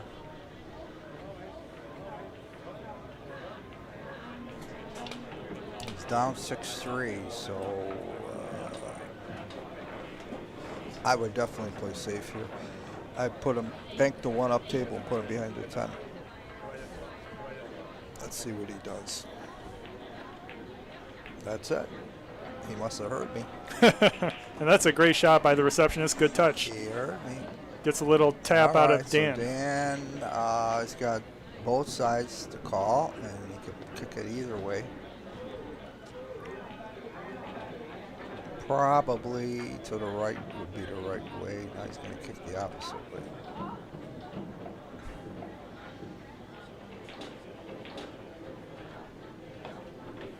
I don't know if he called it. Sure he did. You got to call something. Yeah, might as well call it. What a shot! And it follows in. Wow. And it follows in is crazy. It's a bad break. Okay, now Sean. What a great shot by Dan, He's down though. 6-3. He's got ball in hand, and you have to run out from here. That was a great shot, but man, There's no options. They get back into the match. If you don't, you're that cue ball following in is wild from there. Le Bavu says, bruh. Bruh is right, Le Bavu. So once he gets on the 5, he should be okay. I mean, it's still not quite as easy because the 9 where the 9 is. Let's see what he does here. He's been struggling, so, you know, all the runouts have seemed hard. What's he doing? When you're struggling, he's playing a combo. Why is he playing a combo? I don't know.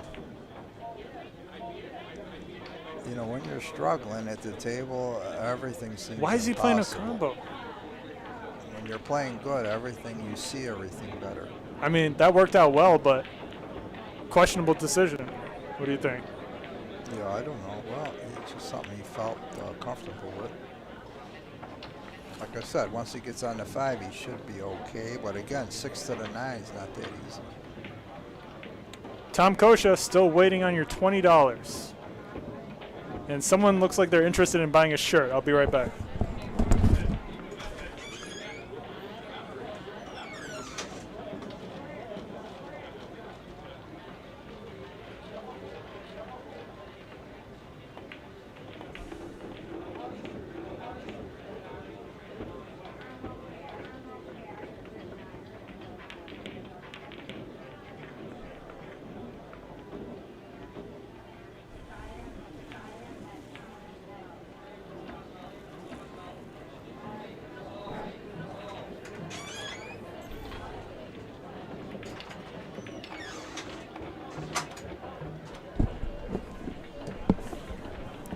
Got a little funny on the 6. Yeah, just needs to avoid the side pocket here. Yeah, either come under or over the side. It's your choice.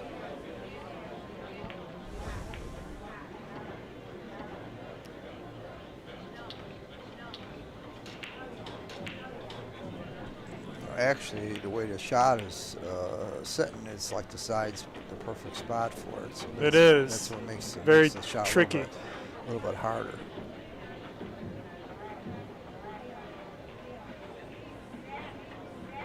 I mean, he could follow and run into the 9, hope for something good.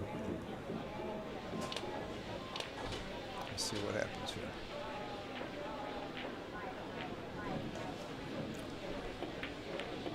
That's a good shot. Yeah, really good touch by Good Sean shot, Zeng. but see, He's got one he's gotta final test. Come with another shot here. One final test here. Follow or draw. Your choice. Brandon Slade is wondering if I have a 2X gray billiard breakdown hoodie. I do. He's drawn. You want it, Brandon? Hit it bad. He misses it. Yeah, hit it really bad. He didn't.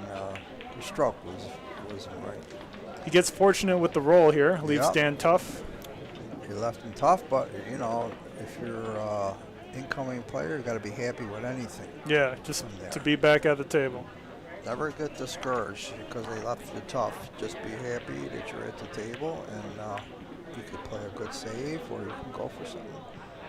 And that's the way you look at it. Brandon says, set aside a 2X gray billiard breakdown hoodie for me. I'll grab it Monday. Thank you. No problem.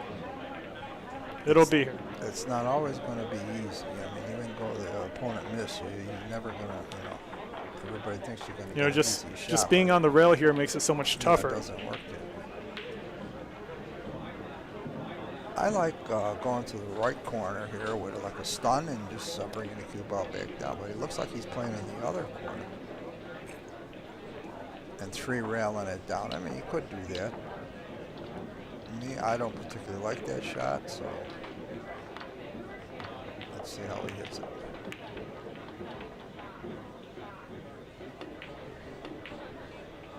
Not too bad. And again, he left. Another good roll. He left Sean tough. Yeah, especially where he's got to just kind of uncomfortably bridge over that 10. Just a 3 railer. I mean, what else you're going to do? You're going to play safe? I don't think so. Yeah, you go for the shot here for sure. 3 railer and back and play the 10 in the closest pocket there. He's going to play. He should play it in his right side, but it looks like he's playing it the other way.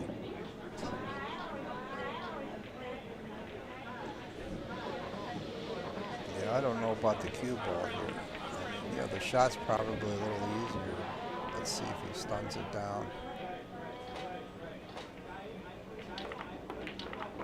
Look at this. Shot. Look at Shot. this. Watch out, watch out. Look at this. Oh, we got a nice Look at that shot, Very Ron. Nice. Okay. There's a little bit of a glimpse of what Sean Zeng can do. Now here you could hit with a lot of right spin or a little bit inside. It all depends on, the player. Andy Kupferschmidt says neither guy is burning it up. I like to hit a little inside here. But Andy Kupferschmidt, Sean Zeng just burned it up, and Le Bavu says good shot to the receptionist. Looks like he's having trouble stretching here. He needs this to get back into the match. Yes, he does. There he goes. He sinks All it. right. That was a nice shot by the receptionist. Very nice. Good confidence booster. And it's only down 2, so he's still in the match. we got a quick ad for you. This is Mike with Billiard Breakdown. Breaking down shots you didn't think were possible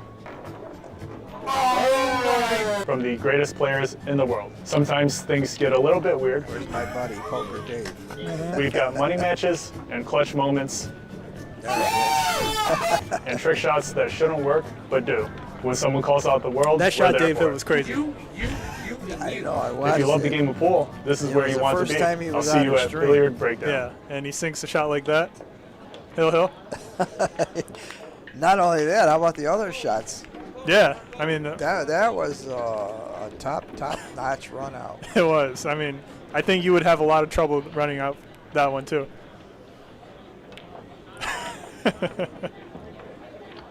All right, so right off the bat, you see the 9 and the 10, a little difficult there. 10's in a tough spot.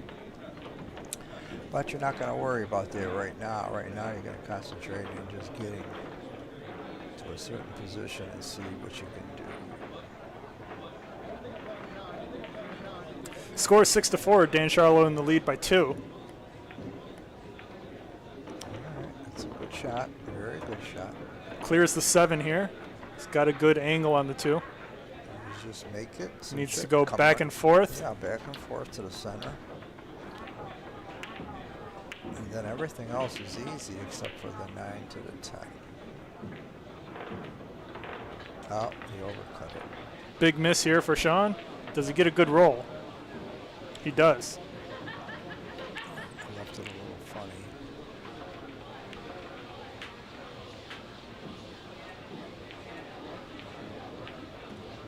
he could cut this in and run into the 9, which is a pretty good shot. Dan Sharlow shooting lefty again. It looks like he's trying to play some kind of safe here. He likes shooting left-handed. I mean, it is good to practice for sure. Yeah, all good players shoot well opposite hand. You have to. Everyone except John Mora.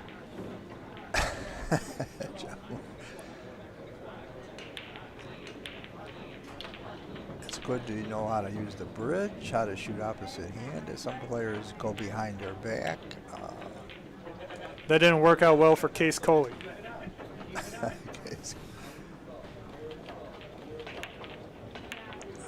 Francisco Bustamante used to always shoot behind his back. He never. And Efren will always shoot left-handed. It is good, though, to practice the opposite hand. It has an effect on your right side. It straightens you out. So the more you shoot opposite-handed, the better you'll be on your normal side. Good to know. I would definitely recommend shooting opposite-handed as much as you can. Looks like Chhun might be able to see this too. I don't know if he can make it. Well, if he could see enough of it, he can cut it in the side. Yeah, it does look like he might be able to cut it. Just the way where he's standing, it looks like he's got it.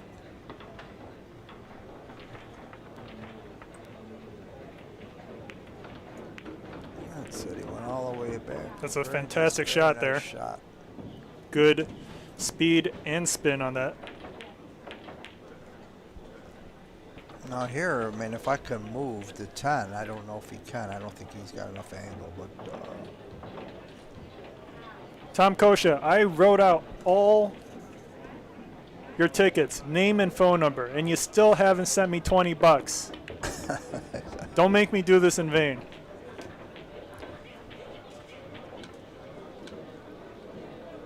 all right, so he's going to play the 8.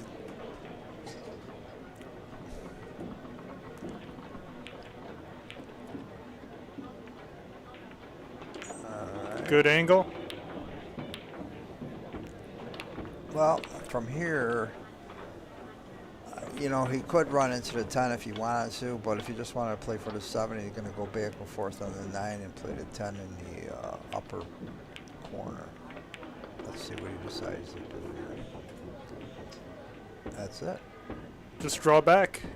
I mean, he's got an option here. He could play the 10 in the same pocket as the 9, or he can go just across and play it in the other corner. I think playing the 10 into the same pocket as the 9 is a tough position. It is. To make. It's a tough position, but it makes the shot easier. It does.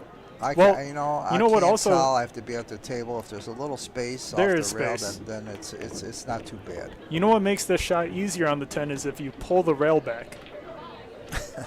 Like Russian Kenny. You push it in. Actually, That's right. years You ago, just pull players it back used to a do- little Yeah, bit. they used to do that all the time. Crazy. They were afraid that you were going to hit the point. And so he did opt to play in the same pocket. And, It's a good shot. Not bad. Little overrolled, but Chhun, Okay, but this is it's a good shot. this is a little bit of a tester here. It This is. is down 6-4. Now, if he was winning, this shot would be easy. But the fact that you're behind, it makes the shot harder. Fat Bob Benny in the live chat says, "Where's my man Rick?" I do not know, Fat Bob. He's out of town hustling. Sure. Let's go with that. Oh, I don't know how that went. Well, I'll tell you how it went. I don't know how that went. He hit it a little bit, but you know what? The speed here's what makes made it. It's the speed, but it's the stroke. He gave it a good stroke, and that's what makes the ball go in. Wow. I did not think that was Everybody dropping. wants to know how come I hit it and it jars, and this guy misses it, but it's the stroke. I do not know how that dropped, to be The honest. smoothness of the stroke makes the ball go in when you hit it a little off. He hit it. Of course, you got to hit it at the right speed too. So that's your answer right there. Le Bavu says, "Nice out" to the receptionist, and yes, it was. That's going to be a big confidence booster for the That receptionist. put him back in the match. That's a good break there. if something goes. He hit it nice, but nothing went, right? That's right.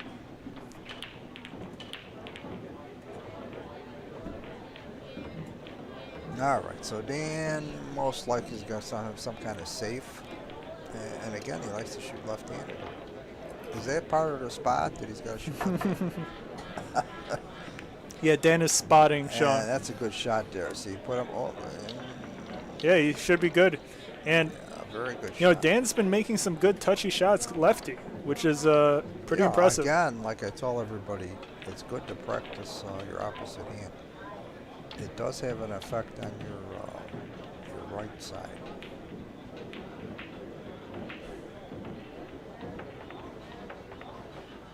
The better you play opposite-handed, the better you play on the right side.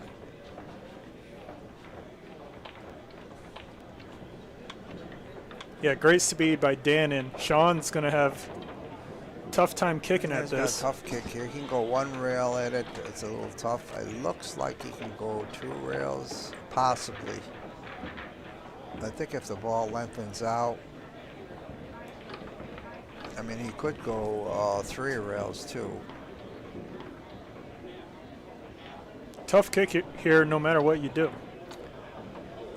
Maybe, you know, if you don't think you could hit the ball, I would suggest tying up a ball.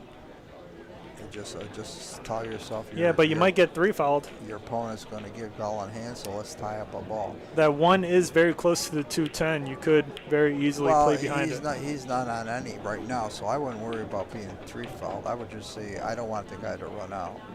And sometimes just tying up the ball works. Because the hit is so hard that you're most likely going to give a ball in hand. So if you tie up a ball, sometimes it guarantees you back at the table. Yeah, and Let's see what Dan does here now. Chhun misses the kick, and Dan back at the table with ball in hand. Dan, I know he wants to put him on 3, so let's see what he's doing. He's not looking at the run out, he's trying to put Chhun on 3. Just roll right into that 2 ball. But it looks like he's going to go for the out. Well, the shot is from the 4 to the 5. If you can get on the 5, you're out.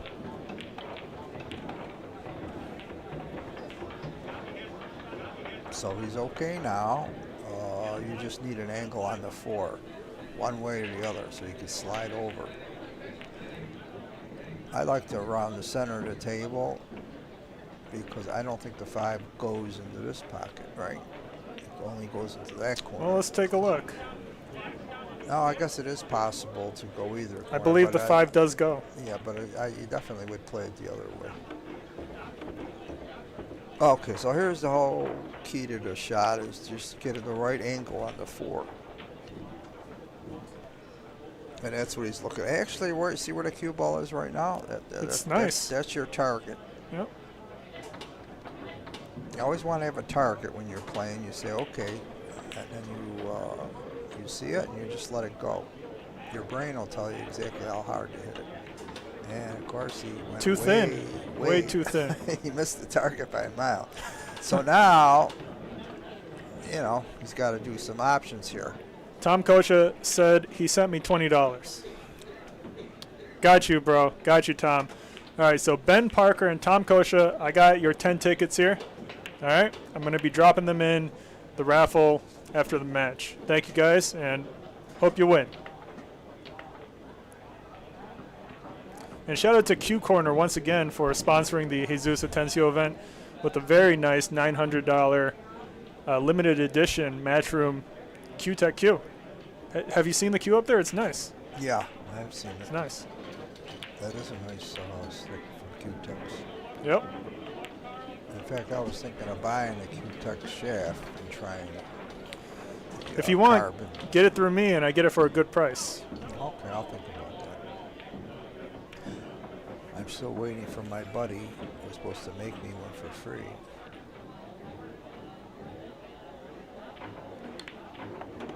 Look at this. Oh, very nice shot. Very Overrolls nice a little bit, but Yeah, you could play safe behind the 7 maybe. I don't know if he can make this. No, he can make it, but it's a difficult shot. Right, but is it a shot you actually go for here? Well, it depends on how you like the safety. You know, if you don't like the safety, you don't feel confident, then I'd say go for the shot because you're liable to leave the guy safe. I think he likes the safe. Yeah, I think he's playing safe. Yeah. Very good. Nice shot. Pretty easy. Really close to that 7. Okay, so he did his job. He either ran out or he snuck her to your opponent. That's all you could ask for. You force him to make a good kick here. I think he's just going to go one rail, and I would call it inside, right? He did call it. What you're really hoping for is to hit the 5 and maybe come behind the 6.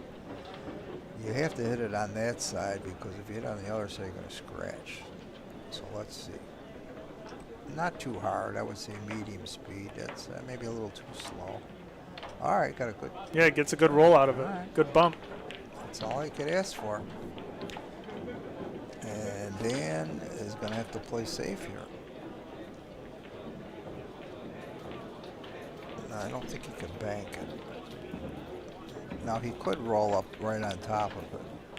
A very simple shot. Just roll the cue ball and keep it froze right onto the 5. Or he could try to drag it behind one of the 6 or the 7. Let's see what he does. He's calling the bank. Oh, it is. Actually, I can't tell from here if he can bank it. I would be surprised if it went. If he's calling it, it goes. Very good. That's a great shot. Well done. Okay, now does the 6 go in the corner? It doesn't look like it from here. Okay, if it doesn't go in the corner, very simple, safe. Maybe with the correct speed, it does go. You float. You cut a little bit to the left side of it. You cut the 6 and just keep the cue ball on the rail, and you block him with the 7. Put the 6 on the bottom of the rail. Let's see.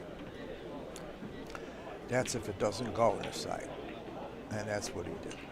Very simple. Good shot. And we do have a live poll in the live chat for our viewers to vote on who you think is going to win. 57% believe in the receptionist.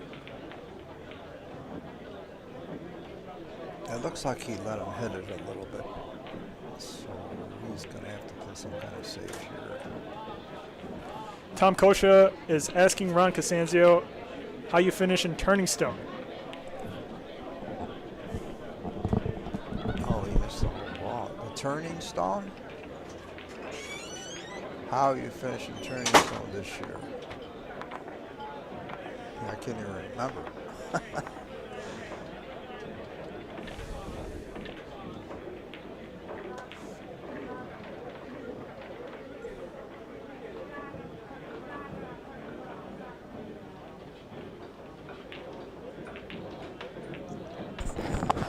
Can you hear me now? How is it now?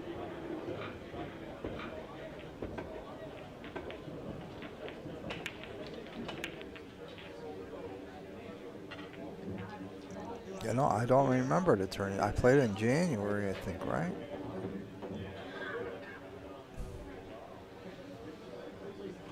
Well, the best I've ever done at the Turning Stone was like, I think I come 4th or 5th one time. I made it to Sunday twice, and that's all I try to do is make it to Sunday because you're down to the 8 players. Tom Kosha says Ron's mic is really low. That's because he's using his indoor voice. He doesn't announce like I do. And look at this. I mean, Sean completely screwed this up. He had such an easy out, and look at this. He did, yeah. He just took it for granted. Such there, an easy out, and he completely he's screwed gonna it. have to kick this ball and play Wow. safe. What a mess up. Unless he could cut it in. I don't. I'm going to walk out this Gatorade for Dan shortly.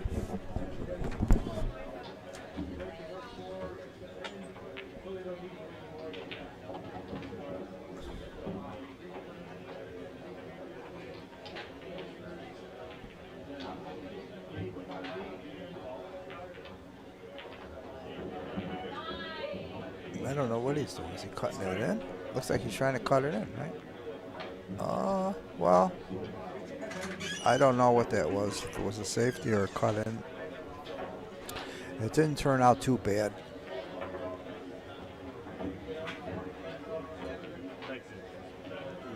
Dan could try to cut it in or play safe. It depends on how he feels. I mean, the cut's possible. I can't tell from here, but it looks okay. And that Gatorade was from James Chhun. He dropped $5 at the bar and wanted a Gatorade brought out to Dan Sharlow. Do you remember how I did it?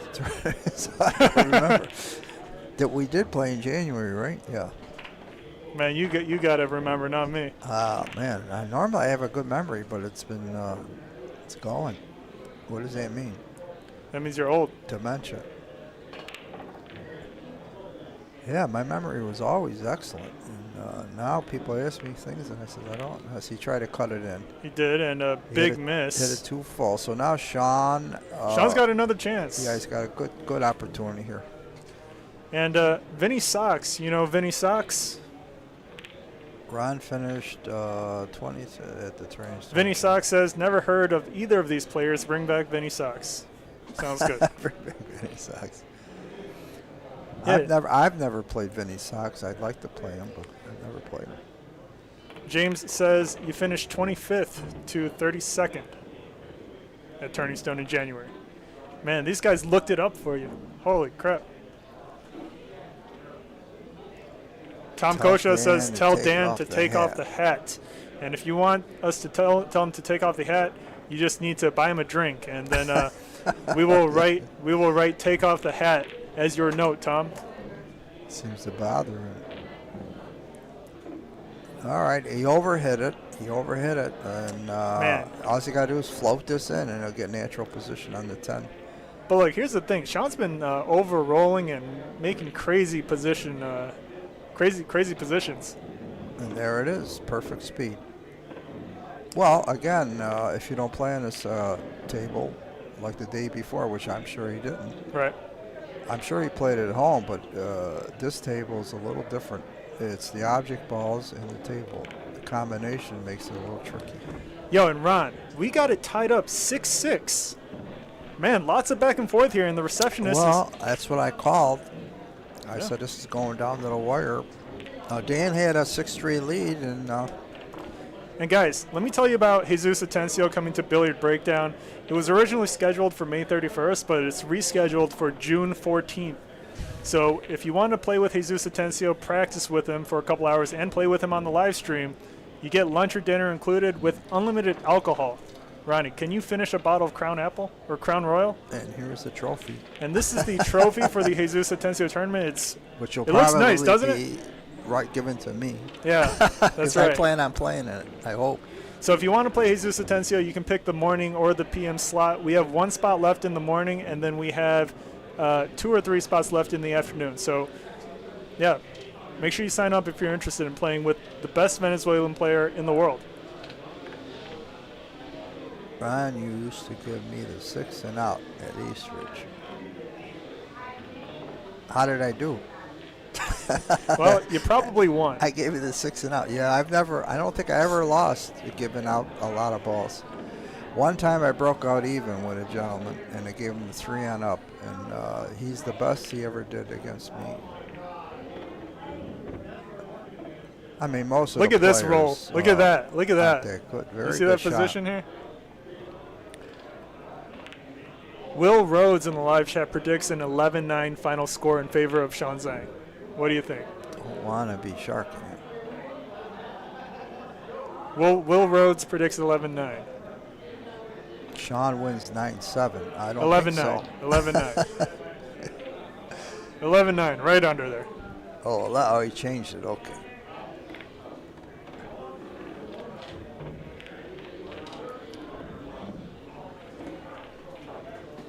Well, I've said it was going to be a dead heat, so a dead heat means it's going to end 11-11. Is that possible? That's not possible. Split it at the end.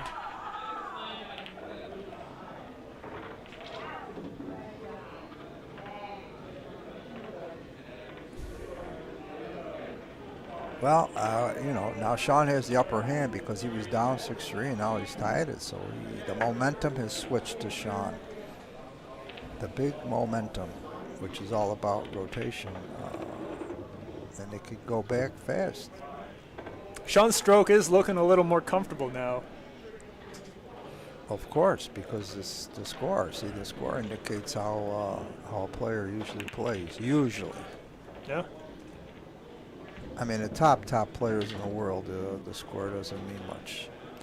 Unless you're playing against Josh Filler, because if Josh Filler is up 9-0 against you, you're done. Josh Filler, yeah, he's definitely the number one player right now. Is he the greatest of all time? He's earned it. Well, I mean, he's in contention. In his ear, he's on top. But you know, you're gonna say he beat the other guys years ago. Well, seems like it. They've all reached that top of the mountain. That's the way I look at it. Yeah. You can't compare different eras, so you can't do it. And Sean Zeng, equipment's different. Playing with the carbon fibers and. Sean Zeng fails the safe on the 4, bumps into the 6. Tom Kosha says, drinking on the job, Mike. Love it. So is he. This guy's drinking on the job, too. Do you want some more? I'll give you some more. Yeah, one more. You want some more? Yo, Yeah, Ronnie sure. is getting drunk tonight, guys. I'm drinking my sorrows.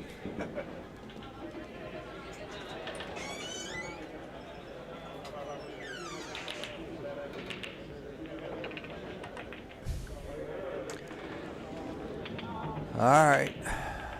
Well, Dan got out right on the rail. Makes it a little tougher, but all you got to do is cinch this, it looks like. It's hard for me to tell from the angle he's got if he's got to worry about the corner, but I don't think so. I think he could just follow it and get natural on the 6, or at least close to it. Yeah, that's a good shot.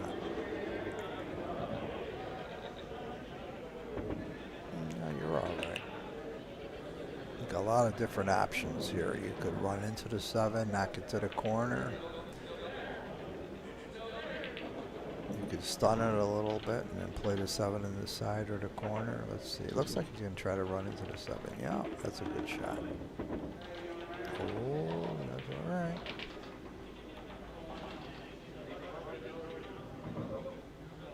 It's a little tricky shot here. I mean, I like to hit it with a lot of reverse and slow and play the 8 in the opposite corner. I mean, because spinning it to the other side, I mean, we're going to run into the 8. You don't know what's going to happen. I think that's what he's going to do. Slow inside spin. That's it. Very good, Dan. And he's home free. You could follow, you could draw, your choice. You're going to play the 10 on this either side.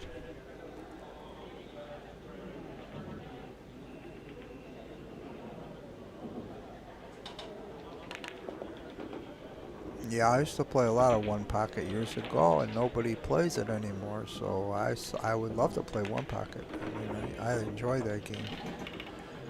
Especially when you get older, it's a lot more relaxing. Rotation is very stressful. One pocket's a lot easier on you. You could play it for a long time. But nobody plays one pocket here in Rochester anymore, so I got a few guys from Buffalo that like to play. They come in. But anybody who wants to play one pocket, as long as they're not, you know, top player, I would play them.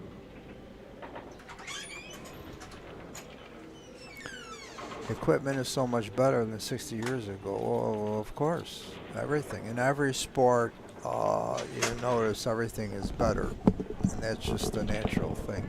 Look at the baseball players.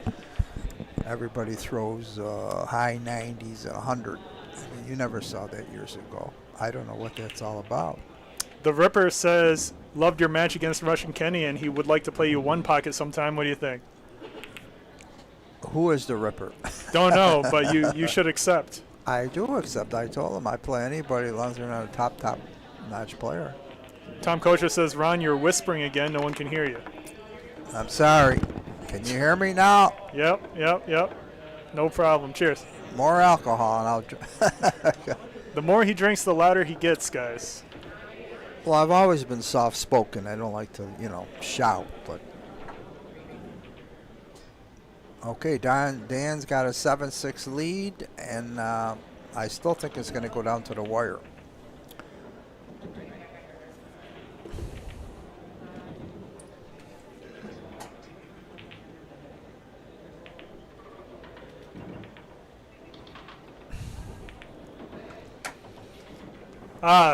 The Ripper is Steve Fair. He recently won free chalk from here. And I think he got a Pickle Rick t-shirt. Where are you from, Steve? If you could hear me. Came here to North Carolina. No, Tom is asking you to go to North Carolina. They always play one pocket over there. Yeah, I've been to North Carolina. I've been to South Carolina. And I have played one pocket. Cool. Oh my God, his name is Steven. Don't you dare call him Steve.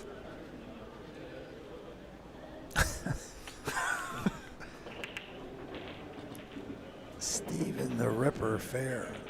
Yep. Very intimidating nickname. What do you think?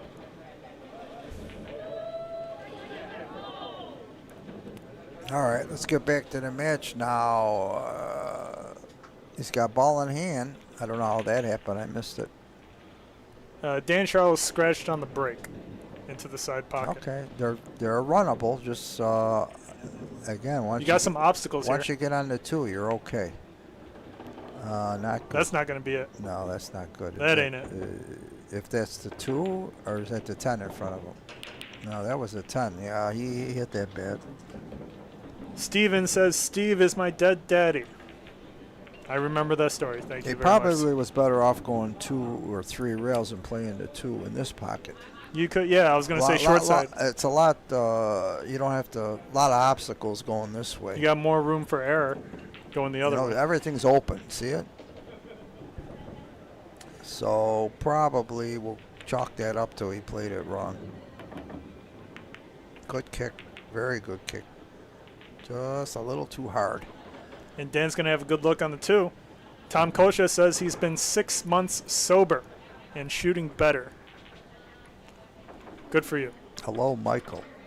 That's me. I didn't think it was me. Okay, not bad. Okay, stop shot. Stop shot. The balls are all there. I don't know if the 6 goes in the side. I think it does. But this looks like a real easy run out. Again, see where the 9 is? See where the 10 is? Yeah, looking good. What does that mean? Look where the 8 is. Stop, stop, stop. See? 3 stop shots. Yeah, very doable here. Once you get straight on the 8, you're home free. And all you got to do is get straight on the 7. So...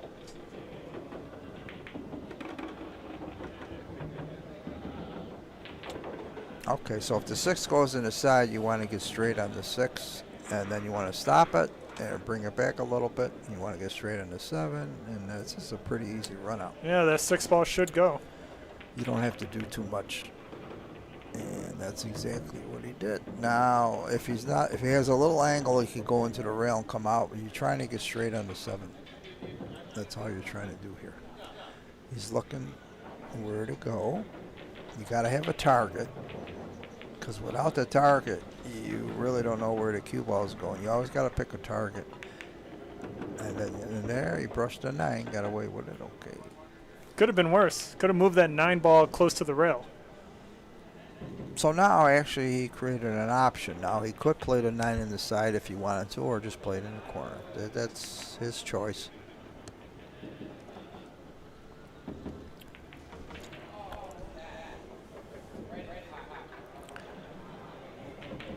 You know, the side pockets are always easier when they're available. I have enjoyed watching Ron play for a long time. What a game he has. Yes, sir, Q, buddy. Well, thank you. Man, you got some random fans coming in the chat for you, huh? I am surprised that I can still play at a high level, and, you know, I thank God for giving me that talent. Because a lot of people, you know, when they get to a certain age, you just can't play anymore. Yeah, and you still shoot at a super high level. As long as you keep up your physical part, your body, you know, you're in good health, I think you could still play. And you know, you learned all that knowledge over the years. I mean, lots of old Filipino guys still shoot extremely well. Yeah. And Dan Sharlow looking to take a That's what two-game makes lead. the game so great. When a pool could play, you could play almost forever. And, you know, how many sports can you play at a long time and play good? Yeah. Pool is one of the few. Pool is a very fascinating game. It Table tennis. exercise your mental capabilities. Q Buddy says, I'm about your age, Ronnie, and still play strong. Okay, 8-6. Well yeah, done I've to Dan. always said that I'd play anybody, 72 or older that had a 40-year job.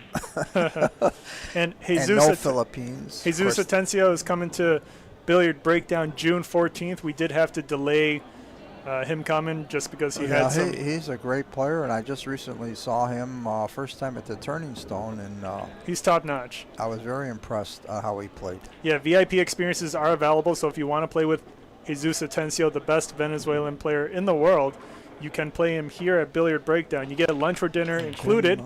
You get unlimited alcohol. You get to practice with him, and you play on the Billiard Breakdown live stream with Jesus Atencio. Prices are on the bottom.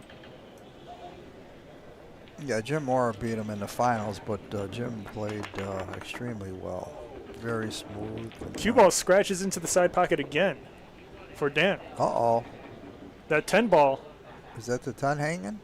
it is, but what do you have to get on the 4? Or is that the 3 down there? Yeah, it is the 3, Yeah, it but looks like he could possibly play it with the 3, and that's exactly what I would do. yeah. Only because the 7 and Now, 8 do you look play a the little combination or the carom? bit- Well, it depends on how when I get down there. I'll take a look at it. It looks like it's sitting good for either one. So definitely the 1, 2, 3, 10.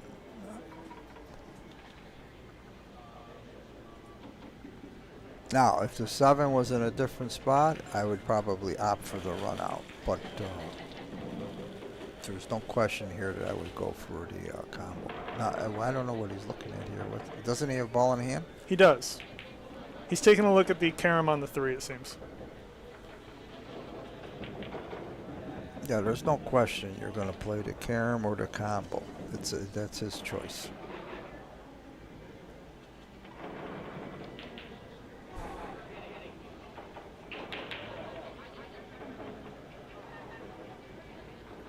Okay, gives himself a nice little angle on the 3. He's just going to slide it. Nice little slide shot. Okay. And now from here, Just roll forward. he's probably going to better off playing the billiard because in order to play the combo, he's going to come all the way down. I don't know. You could scratch. I don't know if he's going to hit the 5.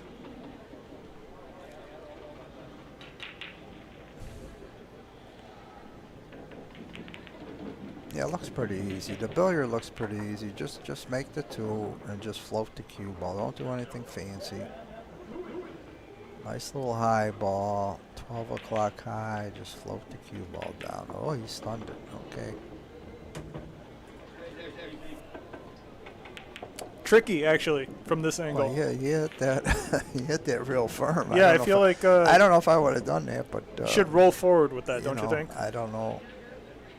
That's just the way he feels at the time, that he felt better hitting it with that kind of speed. And I feel like rolling forward a little would have been given him when the you correct roll angle. it, when you roll it, if you miss the ball, sometimes it still goes. You know, Yeah, I mean, just roll it the down way to he here. hit it. If he just missed it a hair, he would have missed it. If he rolled it down to here, the carom would have been nice. He's all right. He just got to hit the right spot on this 3. Yeah, a little thicker now. Like I said, these balls for some reason have they follow through the object balls more. It's the object balls that are different from the other sets. Sean's taking a look at the carom. He's down 8-6, so it's not that easy. He might feel a little heat. He misses it. Does he get safe? Now you see what I mean? How the ball fouled more than he thought, Yep. and it ended up. I feel like he hitting needed to hit that harder for the cue ball It's to come up. like I said, these object balls. I find out that the cue ball goes through them more. You know why that's like that? I don't know. Le Bavu says Ron Costanzio for Mosconi Cup 2026. Last going, yeah, for maybe the captain, right? Would be fun. Well, that would be fun playing in that because that's something different. That's like playing in front of a football, you know. Yeah, that's like the Super Bowl. Everybody's cheering, yeah. Super Bowl of pool. They tell me, you know, unless you ever done it, it's unbelievable how the nerves affect you. Even the best of the best choke on shots. Yeah, I've seen it. And that's because the fans are, you know, they're booing, they're screaming. But that's the fun of it. It is. It's all about concentration. You know, if you got good concentration, that's you play good pool. That's the secret. You have to concentrate.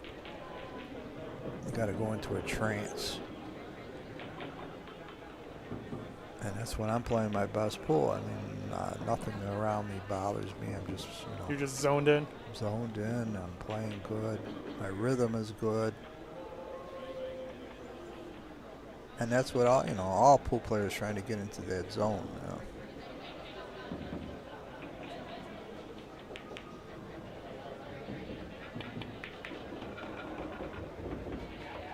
Okay, well, here's the shot. They're just going to float it and go up and play the 5 in the bottom corner, and he's home free because everything else is sitting there. You should have no problems. Just make this shot, and this is pretty easy. Just a nice high ball, float it. Yeah, that's it.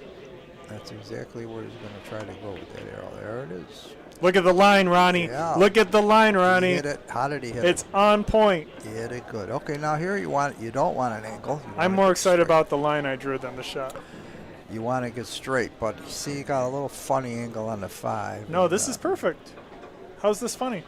Well, because you don't want an angle on the 7. You want to get straight. And if he stops it, he's going to have a slight angle. No, but he's going to either way, he can hold. He's going to accept it. So he's going to accept it. So now, see what I mean? So now he's got an option here. Just slow float down or stun and back. Dude, Will Rhodes says I should do a Mosconi Cup thing with Canada. Dude, I could totally put it together. Canada versus U.S. And there it is. He went for the stun across. Look at this, great shot, dude. Let's do it. Now you gotta. Bro, you know, what are you gonna do with the 9? Now you gotta really. To Dude, me, I could like yo, to guys, rail in it. I could totally get John Mora to play for Canada here. Totally could. That'd be sick, Will. I like to play the 9 in the side, 2 rail in it, but a lot of guys he's just coming for the corner. But and this is not going to be good. Yeah, he got a little funny. Now that's why I like 2 around coming down. It seems like you get better on the speed, but controlling the cue ball. All you got to do is float this in. Nothing fancy, just make this the 9. Very good. That's it. Good recovery by the receptionist. Okay. He's going to be able to make it 7-8 coming right up. A little bit of right spin here. Kirk Foley in the chat says, I like the Canada versus U.S. Little high ball, a little bit spare. Perfect. Well done. Okay. And it's coming down to the wire, like I said. It is. And I'm not getting my call like I wanted. Ronnie, take a look at this. We still have this video of you. What's this? I can't tell. Oh, I was really mad. We got the Ronnie kick. Sometimes I want to pick the table right up. A friend of mine, I know, he used to do that. I used to call him Crazy Joe. And he was strong. Very strong. Are you sure Crazy Joe doesn't come here anymore? I don't know if he's been here before. Yeah, he was here a few times in the league, but he used to pick the table up. Literally pick it up. They had to level it all off after he got done. When he would get really angry. Tom Kosha wondering what my Fargo is. Call it around 600. No, I'll tell you what his Fargo read is. He's about a 650. Yeah? Yeah. I watched him play, and he's about a 650, so Me? don't let anybody fool you. Yo, coming from Ron Casantio is crazy. Coming from Ronnie is crazy. I appreciate that. Hey, he just doesn't play enough, you know. He's got to get out there and compete. And, That's right. That's how you get better. Thank you very much. Ron Costanzo says I'm 650. Now I'm going to tell everyone that. And when you can play and compete, you know, sometimes it's a lot of suffering. You know? It is. It is. Yeah, but that's part of the fun, you know. You got to go through all that. And Tom Parker just subscribed. Thank you so much for subscribing to Billiard Breakdown. You learn a lot about yourself when you play and compete. And, you know, the losses and how you respond. And Man. don't give up. Steven says he would play on Team USA. Bro, if I got Team USA versus Canada, dude, it would just be like all 750 plus Fargos and Ron Costanzo. Get Russian Kenny to play Little John. Yo, so Rick says Mike is no 650. I agree with Rick. Russian Kenny texting me. He says 650, you suck. All right, thank you guys. I appreciate it. See, voices of reason come in. Everybody's got a different opinion. I'm pretty good at handicapping the players, so. But I am better than Rick Hovey, right? No, Rick plays good. Fuck. I like the way Rick plays. He's just got to get out there and play more and, you know, play under the heat. They turn on the light. I call it turning on the lights.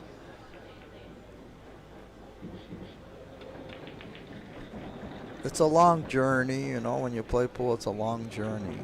It is. You can't expect miracles right away. Every once in a while, a guy comes along, like Mike Siegel. Mike Siegel, you know, he made jumps in his game within a year. He was getting spotted, and next thing he was spotting them within a year, which is very, very unusual. You know, he's a superstar. Fat Bob Benny says Stephen Fair is autistic. Patsy in the live chat says if Mike's 650, I'm 500. Patsy settled down. If I'm 650, you're still 350. Well, 650, I mean, you know, 650 is not a lot.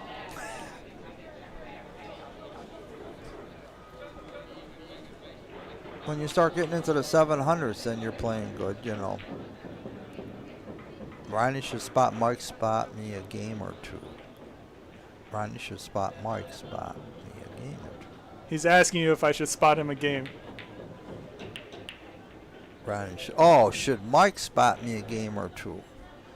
Well, that's up to you guys. I don't make games for you. I mean, I'm probably still the favorite, right? Even if I spot I him. wouldn't get involved when somebody makes a game, you know. Everybody's got a different opinion. Yeah, I think I'm still the favorite. Against Pickle Rick. No, that, No problem. I don't know what happened there. Got a little short on Dan position. got a little out of line. I think he was playing for the corner, right? Yeah. He came up a little short. So here it looks like he's going to try to cut it in and go into the 7. I don't know if there's anything else he could do.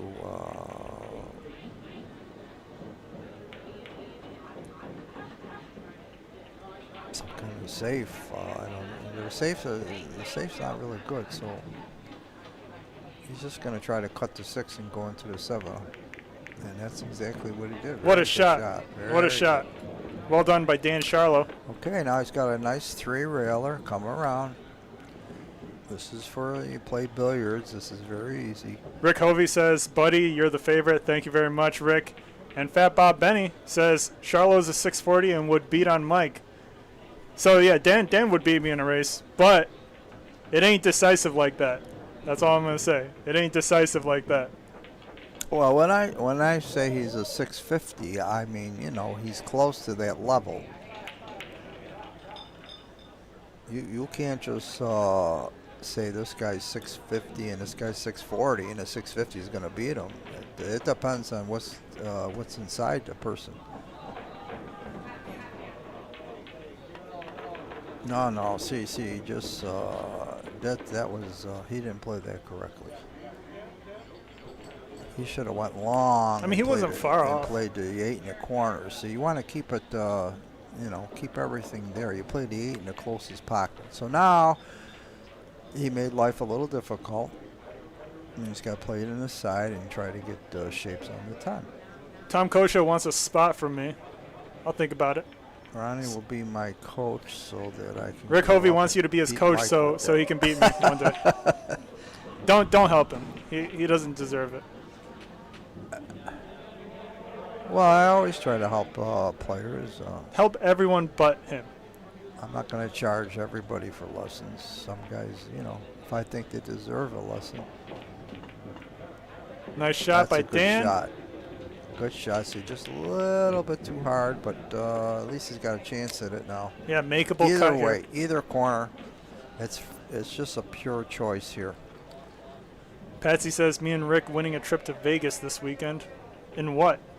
Not pool, that's for sure. What are you guys doing? Okay, he's gonna cut it to his right side, and it's gonna come underneath the side, and there's no problem here. Just make the shot. No, you overcut it. Oh shit, Dan. Okay. Well, sometimes you tell yourself overcut it, and if I miss up, yeah, you get this, safe. Which is all right, but actually you want to try to hit it right through the heart. So the guy doesn't have any chance, and he's sitting in the chair, and you're marking up the score. So now Sean has some kind of chance. Rick Hovey says he's going to Paris in a couple weeks. That's very cool. I'm very jealous of you, Rick. I wish I could go with you. Well, why is he going to Paris? I don't know. Ask him. Is there a game there? Rick, why big action in Paris? Why are you going to Paris, Rick? Tell us.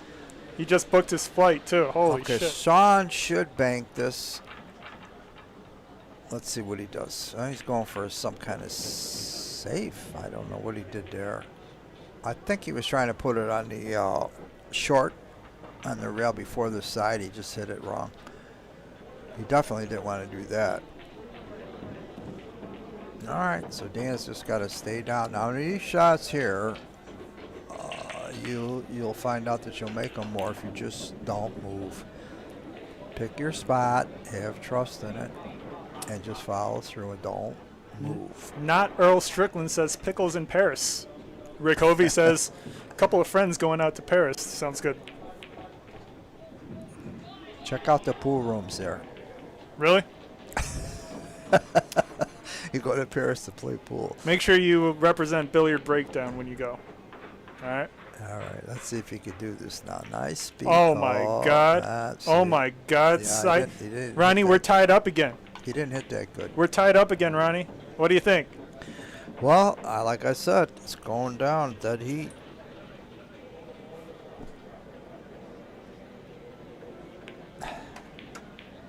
Le Bavu gasps. Cheers. Sean Zeng makes it 8-8, chat. This is very good whiskey. We got a nail biter. Very good whiskey. Well, they seem to be, giving each other chances here, and that's why it's 8-8. And guys, we have a Jesus Atencio raffle. Shout out to Q Corner for sponsoring Jesus Atencio coming to Billiard Breakdown with this beautiful $900 Q. Ticket prices are on the screen. Jesus Atencio will draw the winner himself on June 14th. You can get 10 tickets for $20. That is the current special. All right, guys? I'm headed to Vegas in August for 8-ball. I remember I was in Vegas one time around that time, and it was like 120. Degrees? Yeah, I'm looking out the window, and I'm watching these little old ladies walk down the street. I'm like, are you kidding? You couldn't even go out until at night. And then, even then, you had to go by the sprinklers where there was, water was coming out. It was incredibly hot. Yeah. I don't know. You couldn't, like the handles of the cars, they had to have gloves. But look, that's a desert for you. you know, the valet parking guys were all wearing gloves because you couldn't handle the handles of the cars were so hot. You got to get used to it, I guess, but that's how I remember Vegas. Pickle Rick in the live chat says that was a set-changing ball right there that Dan missed. And Rick wants to know, Ronnie, what's the longest match you've ever played? Was it here? What do you mean by the longest? Time-wise? Yep. Or probably here, right? You've played for 6-7 hours here before. The longest match I ever played was I played a guy 5 ahead in Ohio. And they were cleaning up the room, and the vacuum cleaners were getting in my way after 8 hours. And I told the guy, that's enough of this. I said, let's just play a race to 5 for the 500. It was Willie Munson. I played him one pocket, and now we were at Starchers, Ohio. And how long did that take? And then that didn't take too long. He beat me. He beat me pretty good. And at least I could go back to bed to sleep. How long was the match in time? Hours? Like I said, after 8 hours, we were. 8 hours, wow. You can't, 5 ahead we were playing. I would never do that again. I would never play ahead after that. It's ridiculous. It's more of a survival. Wow. People play 10 ahead. I don't know how they do that. Well, we're about to get that between Dan Sharlow and Russian Kenny. Yeah, that's ridiculous. Who do you think's going to win? I got Dan Sharlow. Well, let's, Russian Kenny plays pretty good. He's all right. He plays good under the heat, and it'll be a fun match to watch. Patsy says he's going on a fishing trip. Sounds good. Is Sean Zeng out here?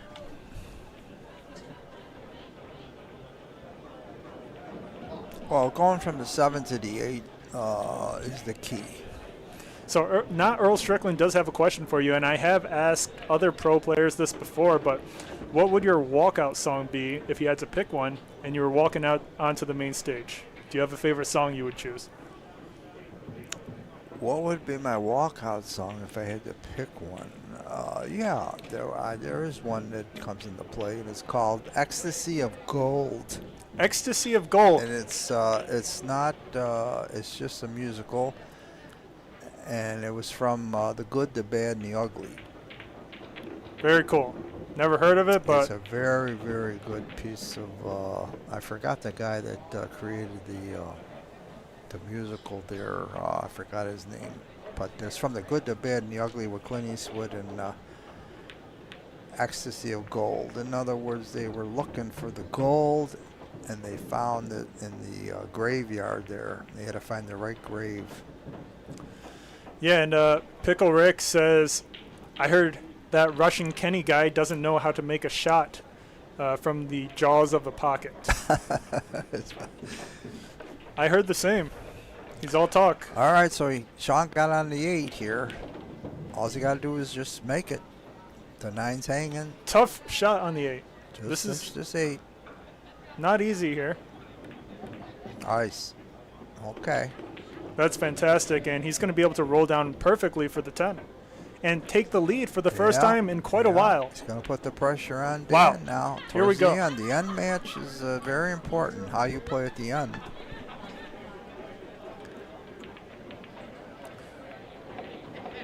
In the beginning of a match, what you try to do is try to get a big lead so that it takes the pressure off you at the end. But the end match, the end is very important.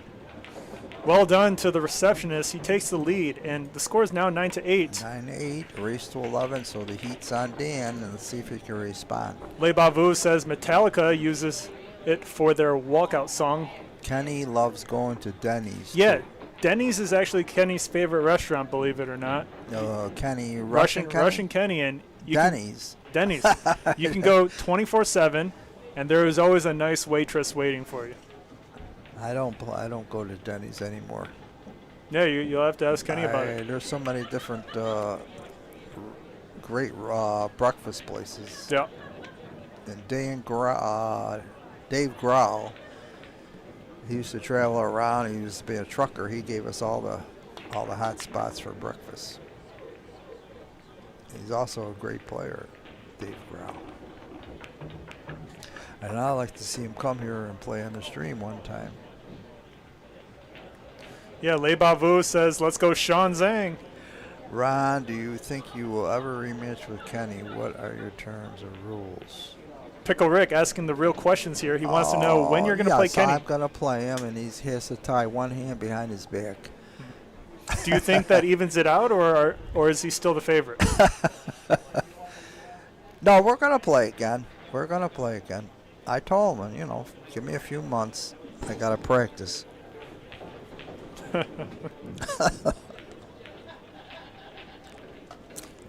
Good safety behind the 9 by Sean Zeng.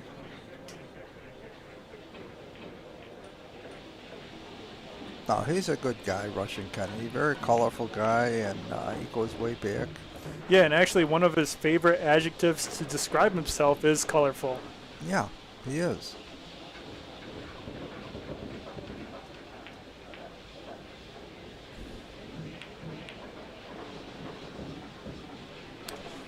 Patsy says you got to get a breakfast sandwich from a gas station. Thank you for the recommendation. From a gas station. And then you have to go to a hospital. True. He's got nice floors in his house, too. Russian Kenny. Russian Kenny's got nice floors in his house. Now, how would Rick Hovey know? I don't know. You got to ask Rick yourself. We got Mark Marcello in the live chat. Says, what's up, Mike? What's up, Mark? Thanks for tuning in. Wow. Can you believe I even got this call? I can. They're avoiding me. They're afraid of me. Best breakfast sandwich in Rochester. Is that the gas station? No. I would say... I've heard good things about that one. Dunkin' Donuts has got a good breakfast. Tim Hortons. Look at this cut. Nice combination. Does he get position on the 3? No. Does he get behind the 6? Come a little short. Now he's just going to play nice safe here. Then cut on the 3 and come up table.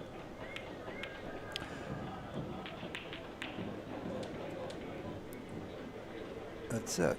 Thin cut. I don't think he can hit to the right side of the 3. If he can, then he can bring the cue ball down. But I think the thin cut is the shot.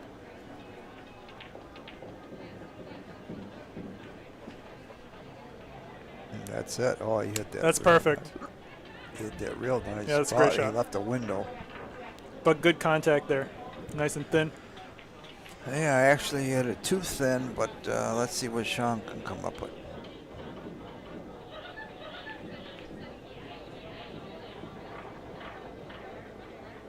He doesn't have much. All he's got really is just to hit it thin and try to put the cue ball behind the 5 and the 8 and hope the 3 just sort of stays. 5 and the 10. Or is that the 10? Yeah. I can't see too much whiskey. Oh, I don't Look know. at this. Oh, Look at this. Flukes Flukes behind the 6 is crazy right now. Got away with that shot. Fluke behind the 6 is nuts. All right, Dan's going to come up with a nice kick. Now you want to just kick the ball so the 3 goes up table and the cue ball stays down here. He's going to call the corner just in case. Fat Bob says, you want good food, just come to Buffalo. Yeah, okay. Again, you're just creating separation here. That's all you're looking for. Try to keep the cue ball and the 3 ball at a distance from each other. Rick Hovey says he's looking for a coach, and Rick, I am willing to give you lessons starting tomorrow. You just have to pay the right price.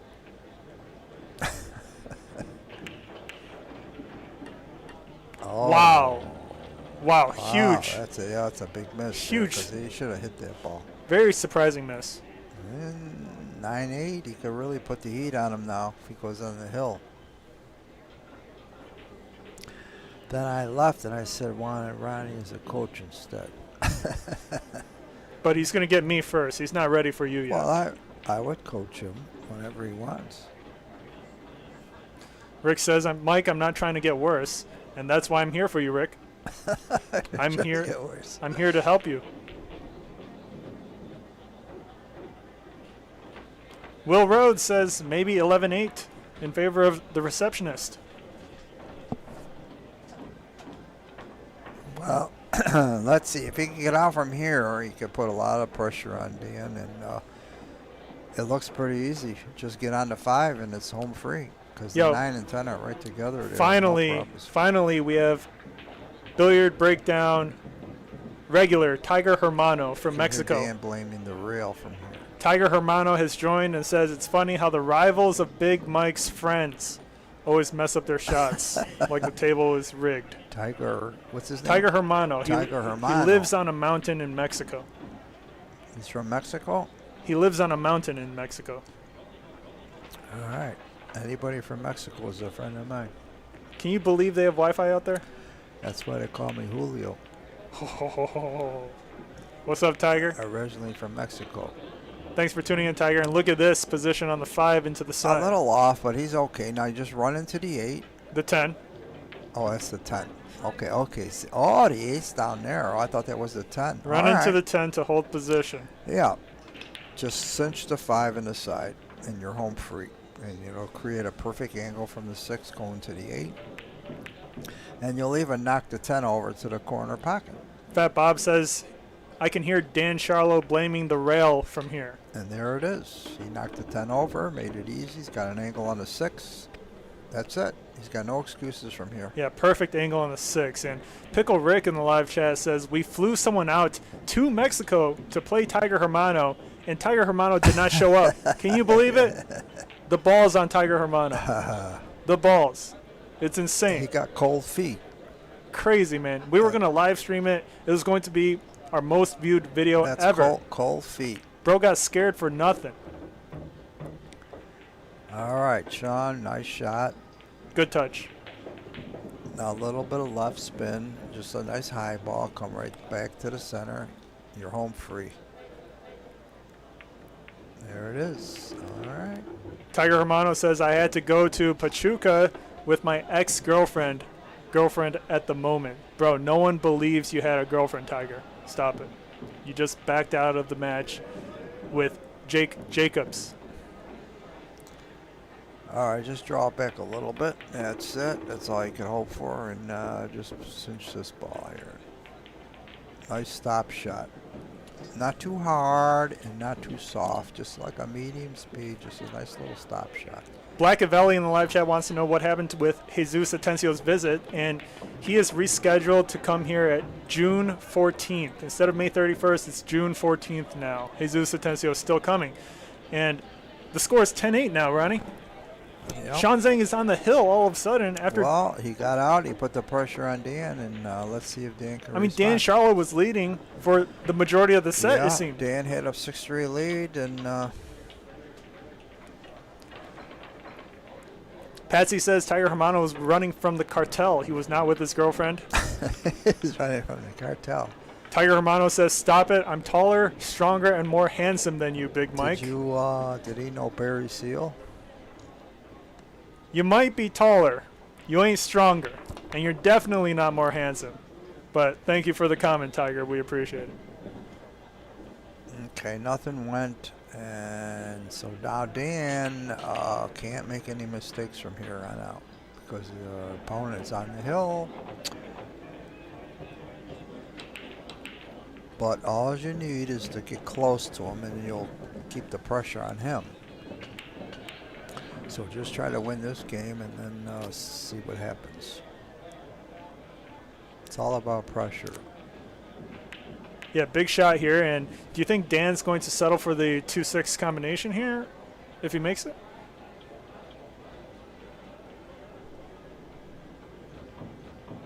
We will find out. No, he's going for the 2.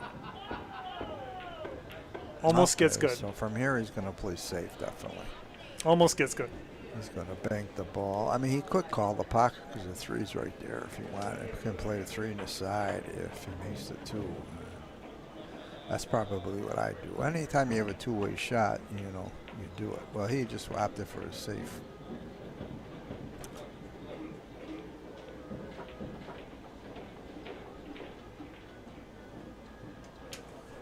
All right, Sean calls the pocket. He's going to try to kick. One real kick at it. Vinny Sox in the live chat says, I need a one-pocket match in Rochester. Set me up. Ronnie, do you know anyone? Yes, I know somebody, and I'm really close to him. Well said. Well, Vinny, whenever you're ready, you'll play for what, 1,000 a rack? I'm willing to spot You're willing to play for 1,000 a rack in one pocket? 1,000 a rack. Yeah. Where does it see that? No, are you willing to? It depends on my opponent. Vinny Sox. Oh, I think I probably could do something like that. 1,000 a rack is no problem, Vinny Sox, against Ron I'll Costanzo. probably dog it, but I gotta try it, you know. That's right. Supposedly, I've got Dan Colas wanting to play me one pocket, but he hasn't responded. He texted me. He wanted to play 100, 200 a game, but I says when, and that was the last I heard from him. So he's a good guy. He's a good guy, Dan Colas. He plays good one pocket. Yeah. I always enjoy playing one pocket. It's an interesting game. Tiger Romano says, I'll face any billiard breakdown member as long as I get my payment, a pool table. All right. Yo, let's set it up, Tiger. Let's set it up, Tiger. And if the billiard breakdown member wins, I get $9,000 bucks, They're all which good is guys until they snap it. $9,000 which is equivalent to a pool table. Let's set it up, Tiger. Come on down, and don't be afraid of ice. I'll tell them to lay off. 9,000. Is that what they want for a diamond? Yeah. Wow. It used to be around 5. What happened? 5,000 is no more. Yeah, used to be. I remember it. Bar and big tables were about the same. Will Rhodes says, Ron, I want to practice some one pocket for 20 a rack. Oh, definitely. I'm always in for that. He's always in, Will. 20 a rack is like a lesson, you know, and that's how you learn. You play better players in one pocket, and you watch, and that's how you learn the game. There's no other way around it. I mean, you can watch videos, but the best thing is to actually play the guy. Man, Dan's starting to miss some shots he normally wouldn't. Tiger Romano says 9,000 for a pool table. Bro, they're like 5,000 in Mexico. Bro, I'm not buying pool tables made out of wood. All right, these are made out of slate. That's why they're not $4 or $5 grand. Not all right? pesos. Not pesos. All right, Tiger, you got to get it right. $20 a rack. You're spotting me. He wants me to put up the 24 Will. Who? Will Rhodes wants me to put up the money to play you in one pocket. He wants you. Okay. Well, why don't we bet more if he's putting it up? Bro, Tiger Romano says we make the pool tables with concrete here in Mexico. Of course you do. Well, one pocket is going to improve your all-around game. The better you play one pocket, the better you play rotation. But I'll tell you right now, probably I always said that the secret to getting really good is to play 3-cushion billiards. And we don't see a billiard table too round, and that's why nobody could beat me. I am not surprised Mexicans make their pool tables out of concrete. Pickle Rick says Vinny Sox will play you in one pocket 10-7. Uh-oh, I lost my mic. 10-7. Ronnie, what do you think? I got it. Vinny is going to play me how? One pocket 10-7. I don't need that much of a spot. I would play him even. If Ronnie, he wants to give me 3 games, no, I don't want 3 games. No, ball count. Yeah, I don't need 3 games. Yeah, I would play even. Yeah, so Ronnie is perfectly happy playing Vinny even in one pocket. He means I have to give him 3 balls? Is that what he's saying? I think Vinny's just looking for an even Vinny match. offered was 10-7, raised to 3 for 100 a set. Ronnie, would you give me 3 and out? 3 and out in what, 9 ball, 10 ball? I don't know what they're saying. Everyone's asking for... How old are you guys? Ronnie, everyone's looking for a match with you. This average dad guy asking for the 3 and out, he's 300 Fargo. A 3 and out, and you're 300 Farkle? Yep. Well, if that's true, then you probably could get it. It is true, Ronnie. When Ronnie locks, and he can face anyone, even that huge dude. Big Mike. What was this? Tiger Hermano, you need to translate whatever you just said into Vinny English. Sox wants 10-7. Yeah, that would be fair. I would definitely give you 10-7 for 100. All right, Vinny, you got that locked in. Sounds good. And Tiger Hermano is asking about. And I've never played you before, and I would still do that. So. Tiger Hermano is asking about Habibi Case. Where's Habibi Case, Ronnie?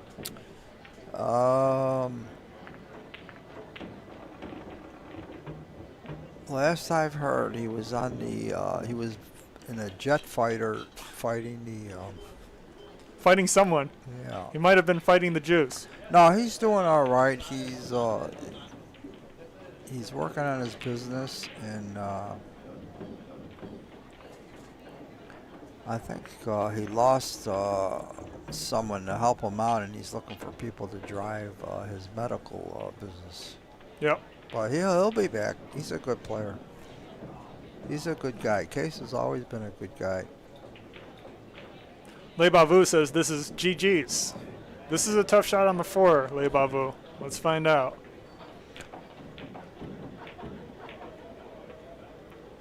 Holy shit, it drops. Okay, Sean's trying to win it right here. Yep.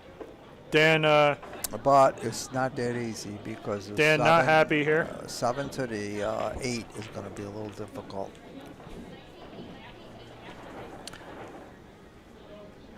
What he needs to do is to get on that rail close to the 7 and with a little angle, and then just draw back. Because going 3 rails doesn't look like it sits too well. You want to get fairly straight on with the 7, right? Yeah. He's okay on a 5, and just come over, stun over for the 6. No. Safe. Stun over. Perfectly safe. Oh, boy. And okay. Dan Sharlow's got some hope. So Dan just jumped out of his chair. He's got some hope in his eyes. Will Rose says it's Sean Evans Zeng. Of course he's out until he's not. Take a look at this, Will. Shut me off, no more. Yo, Ronnie just finished all his whiskey. No more. I poured him 2. I gotta drive. I poured him 2 heavy shots, and I still haven't got my call. And he's finished it all, guys. He's locked into the alcohol. They're afraid to call me. It's so funny. Look at this leave. Look at this leave. What kind of roll is this? I didn't even see it. What Dude, did he do? He missed? He kicks at the 6. The cue ball rattles in and out of the corner pocket, and the 6 rolls to that position. What a ridiculous roll.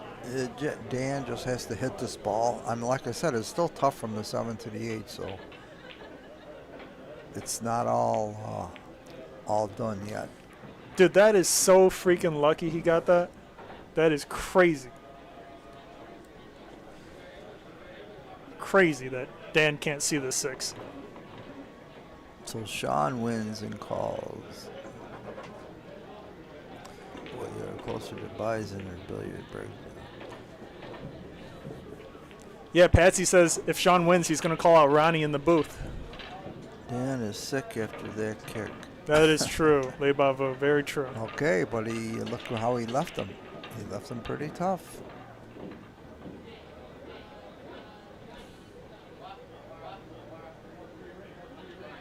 Okay, what do you do here? You go for the back cut. It looks like he's trying to cut it in the side. The side, I don't. And hope he gets on the. I don't know about the side. I feel like you just cut it into the corner, but yeah, I don't know if it goes in the corner. It does, but yeah, but this is also doable. How do you get on the 7 from there? You draw here. No, he's on the rail. He's not going to do that. Yeah. Yeah, he's looking at the side and then hope he gets on the 7. I mean, if I was him, I would bank the 6 into this corner and stop the cue ball. I mean, you're perfect right there. He might be hoping for something like this. Hit it firm And if you miss, maybe you'll leave him tough. But anything else, I don't know. He's just hoping for a miracle here.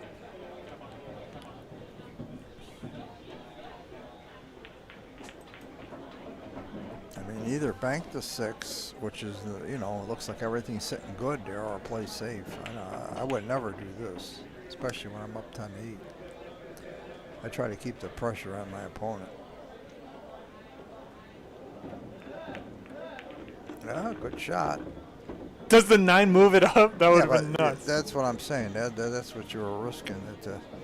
No, like if the 9 caromed into the cue ball and bumped it over the 7. Getting on the 7, they still had to get on the 8. So it looks like he could thin it and come try to put him behind the 10. It looks that way.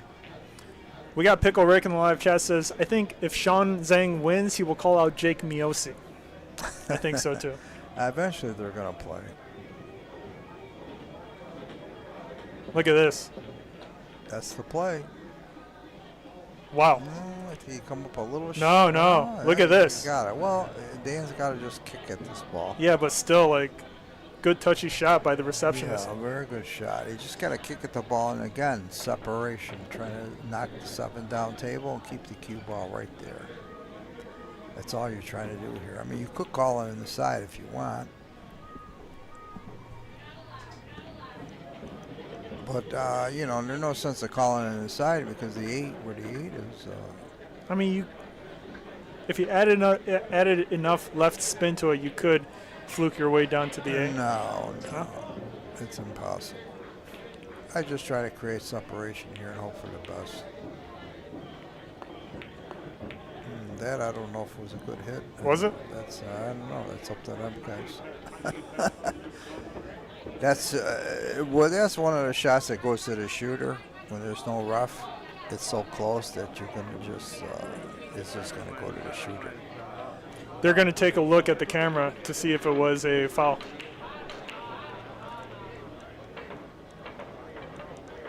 Oh yeah, if you want to do that. Vinny says bad hit. And yeah, I don't know. I mean, again, when it's close, it goes to the shooter. Pickle Rick says bad hit for sure. And the players are reviewing it right now. If that's the case, then it's basically over. Yeah. Lebavu says it was a bad hit.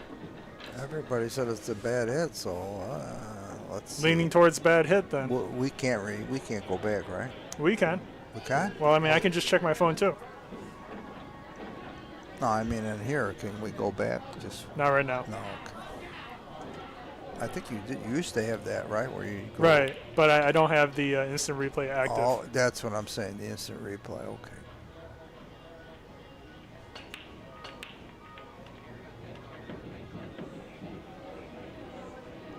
Well, I don't know what they're checking, but if I was shooting, I would say it goes to the shooter. You know, that's what I would say. I don't know. Damn, Ronnie. Apparently, they got camera views here. I don't know. I mean, it was close. It was. And again, the rule is if it's close, it goes to the shooter. Fat Bob says bad hit. It was pretty obvious. Will Rhodes says it was a bad hit. I don't know if it was obvious, but yeah, if you slow-mo, maybe I could tell you. Pickle Rick says, I think Sean Zeng said to watch the video. Maybe. I think he did. Well, right away I said I don't know if it's a good hit or not, so. Vinny Sock says he rewatched it and it was not close. It wasn't particularly close. So it was a bad hit, you're saying, right? That's what Vinny Sock says.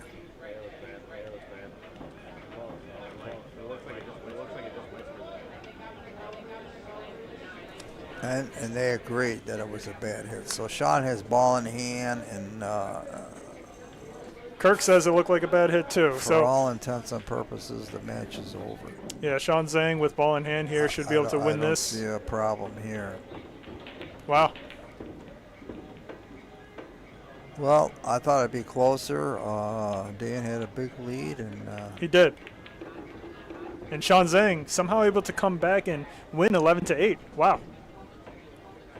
And that's it. He wins it. All right. Well, my job's done. Thanks for sitting in with me, Ronnie. It was a great time talking with you. I gotta go feed my cats. Yep. They miss me, and Can you throw your cups out? And was- also yeah, it was fun. bring Sean Zeng in here.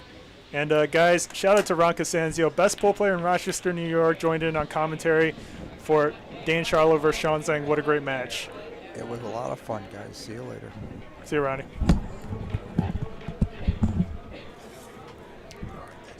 Yeah, man. Can you get Sean in here for me?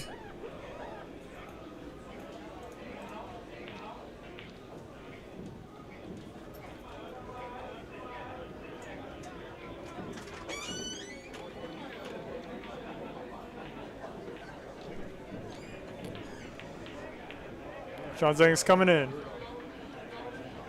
Any questions for the receptionist? Type them in.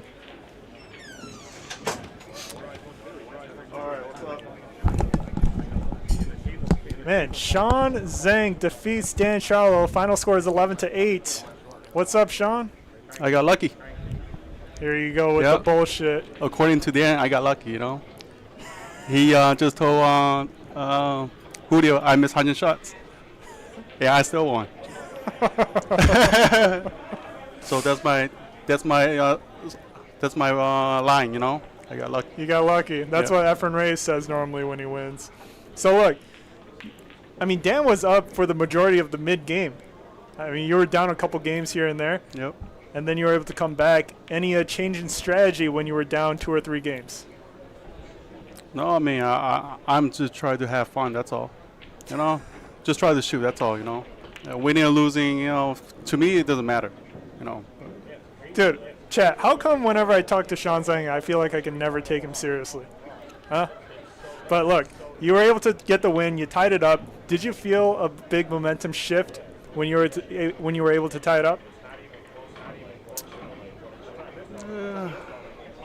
I mean, early on, you know, I mean, I don't think I ran any balls, right? You know, Yeah. the ball lay out weird, you know. And then, I mean, that's how the game goes, you know.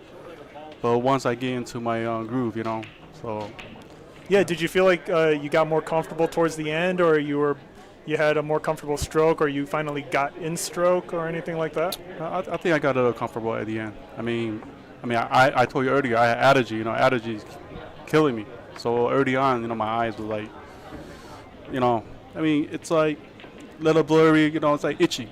So that kind of bothered me a little bit, but Yeah. I And mean, I even though I wouldn't use it as an excuse, you know. But yeah, and Pickle Rick in the live chat says, "Congratulations, Sean, great match. Do you want Jake Miosi next?"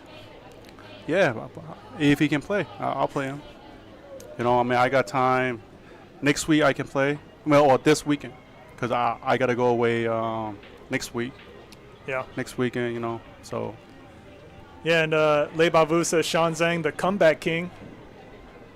And who else we got here? Will Rhodes says, good shooting. Patsy wants to know who's next. Is there anyone else you're interested in playing other than Jake Miosi? I mean, over here, I mean, we don't got too many shooters, right? I mean, Julio. They don't have to be from here. Julio, They don't you have to know. be from here. No. I mean, I play for fun, you know. I'm not that serious, right? So you know. I mean, there's Kolex. Is there any potential rematch with Danny Kolex? Yeah, I mean, I'm waiting for him.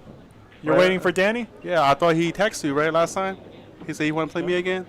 Yeah. I mean, I don't know. I mean, you know. I mean, he's got my number, so he Yeah. knows I'm here, right? So. And Vinny Sox says, I've never seen a player get luckier. You should play the lottery tonight, Sean. All right, I'll take that. If I win, I'm gonna give you 10%. And Whoever says that. and I'm guessing you want to play Vinny too. Yeah, Vinny, yeah. Take them all, right? Yeah. Tom Kosha says, you're shooting better than the last match I saw you play. I mean, when some days you're lucky, you know. Some days you're unlucky. So when you're lucky, you're shooting good. And Patsy is wondering if you want to play Russian Kenny at all. Russian Kenny, he's a tough match. You know, I gotta need a spot. Yeah. I mean, man, I saw him playing Julio last time, right? Yep, Yeah, Kenny plays good. he does. You know, yeah, plays good. You know. And he's clutch. He yeah, clutched. Yeah. So, yeah, Joe Picaretto says you should play Aaron Greenwood. Yeah, I would. Yeah, I would play him. Sounds good. Yeah. Well, great win against Dan Sharlow. Good victory, 11-8. You were able to come back and win it. Well done, Sean. Good stuff. And, guys, don't forget to like and subscribe. Congratulations to Sean Zeng defeats Dan Sharlow. And we will see you guys next time, guys. Thanks for tuning in to Billiard Breakdown.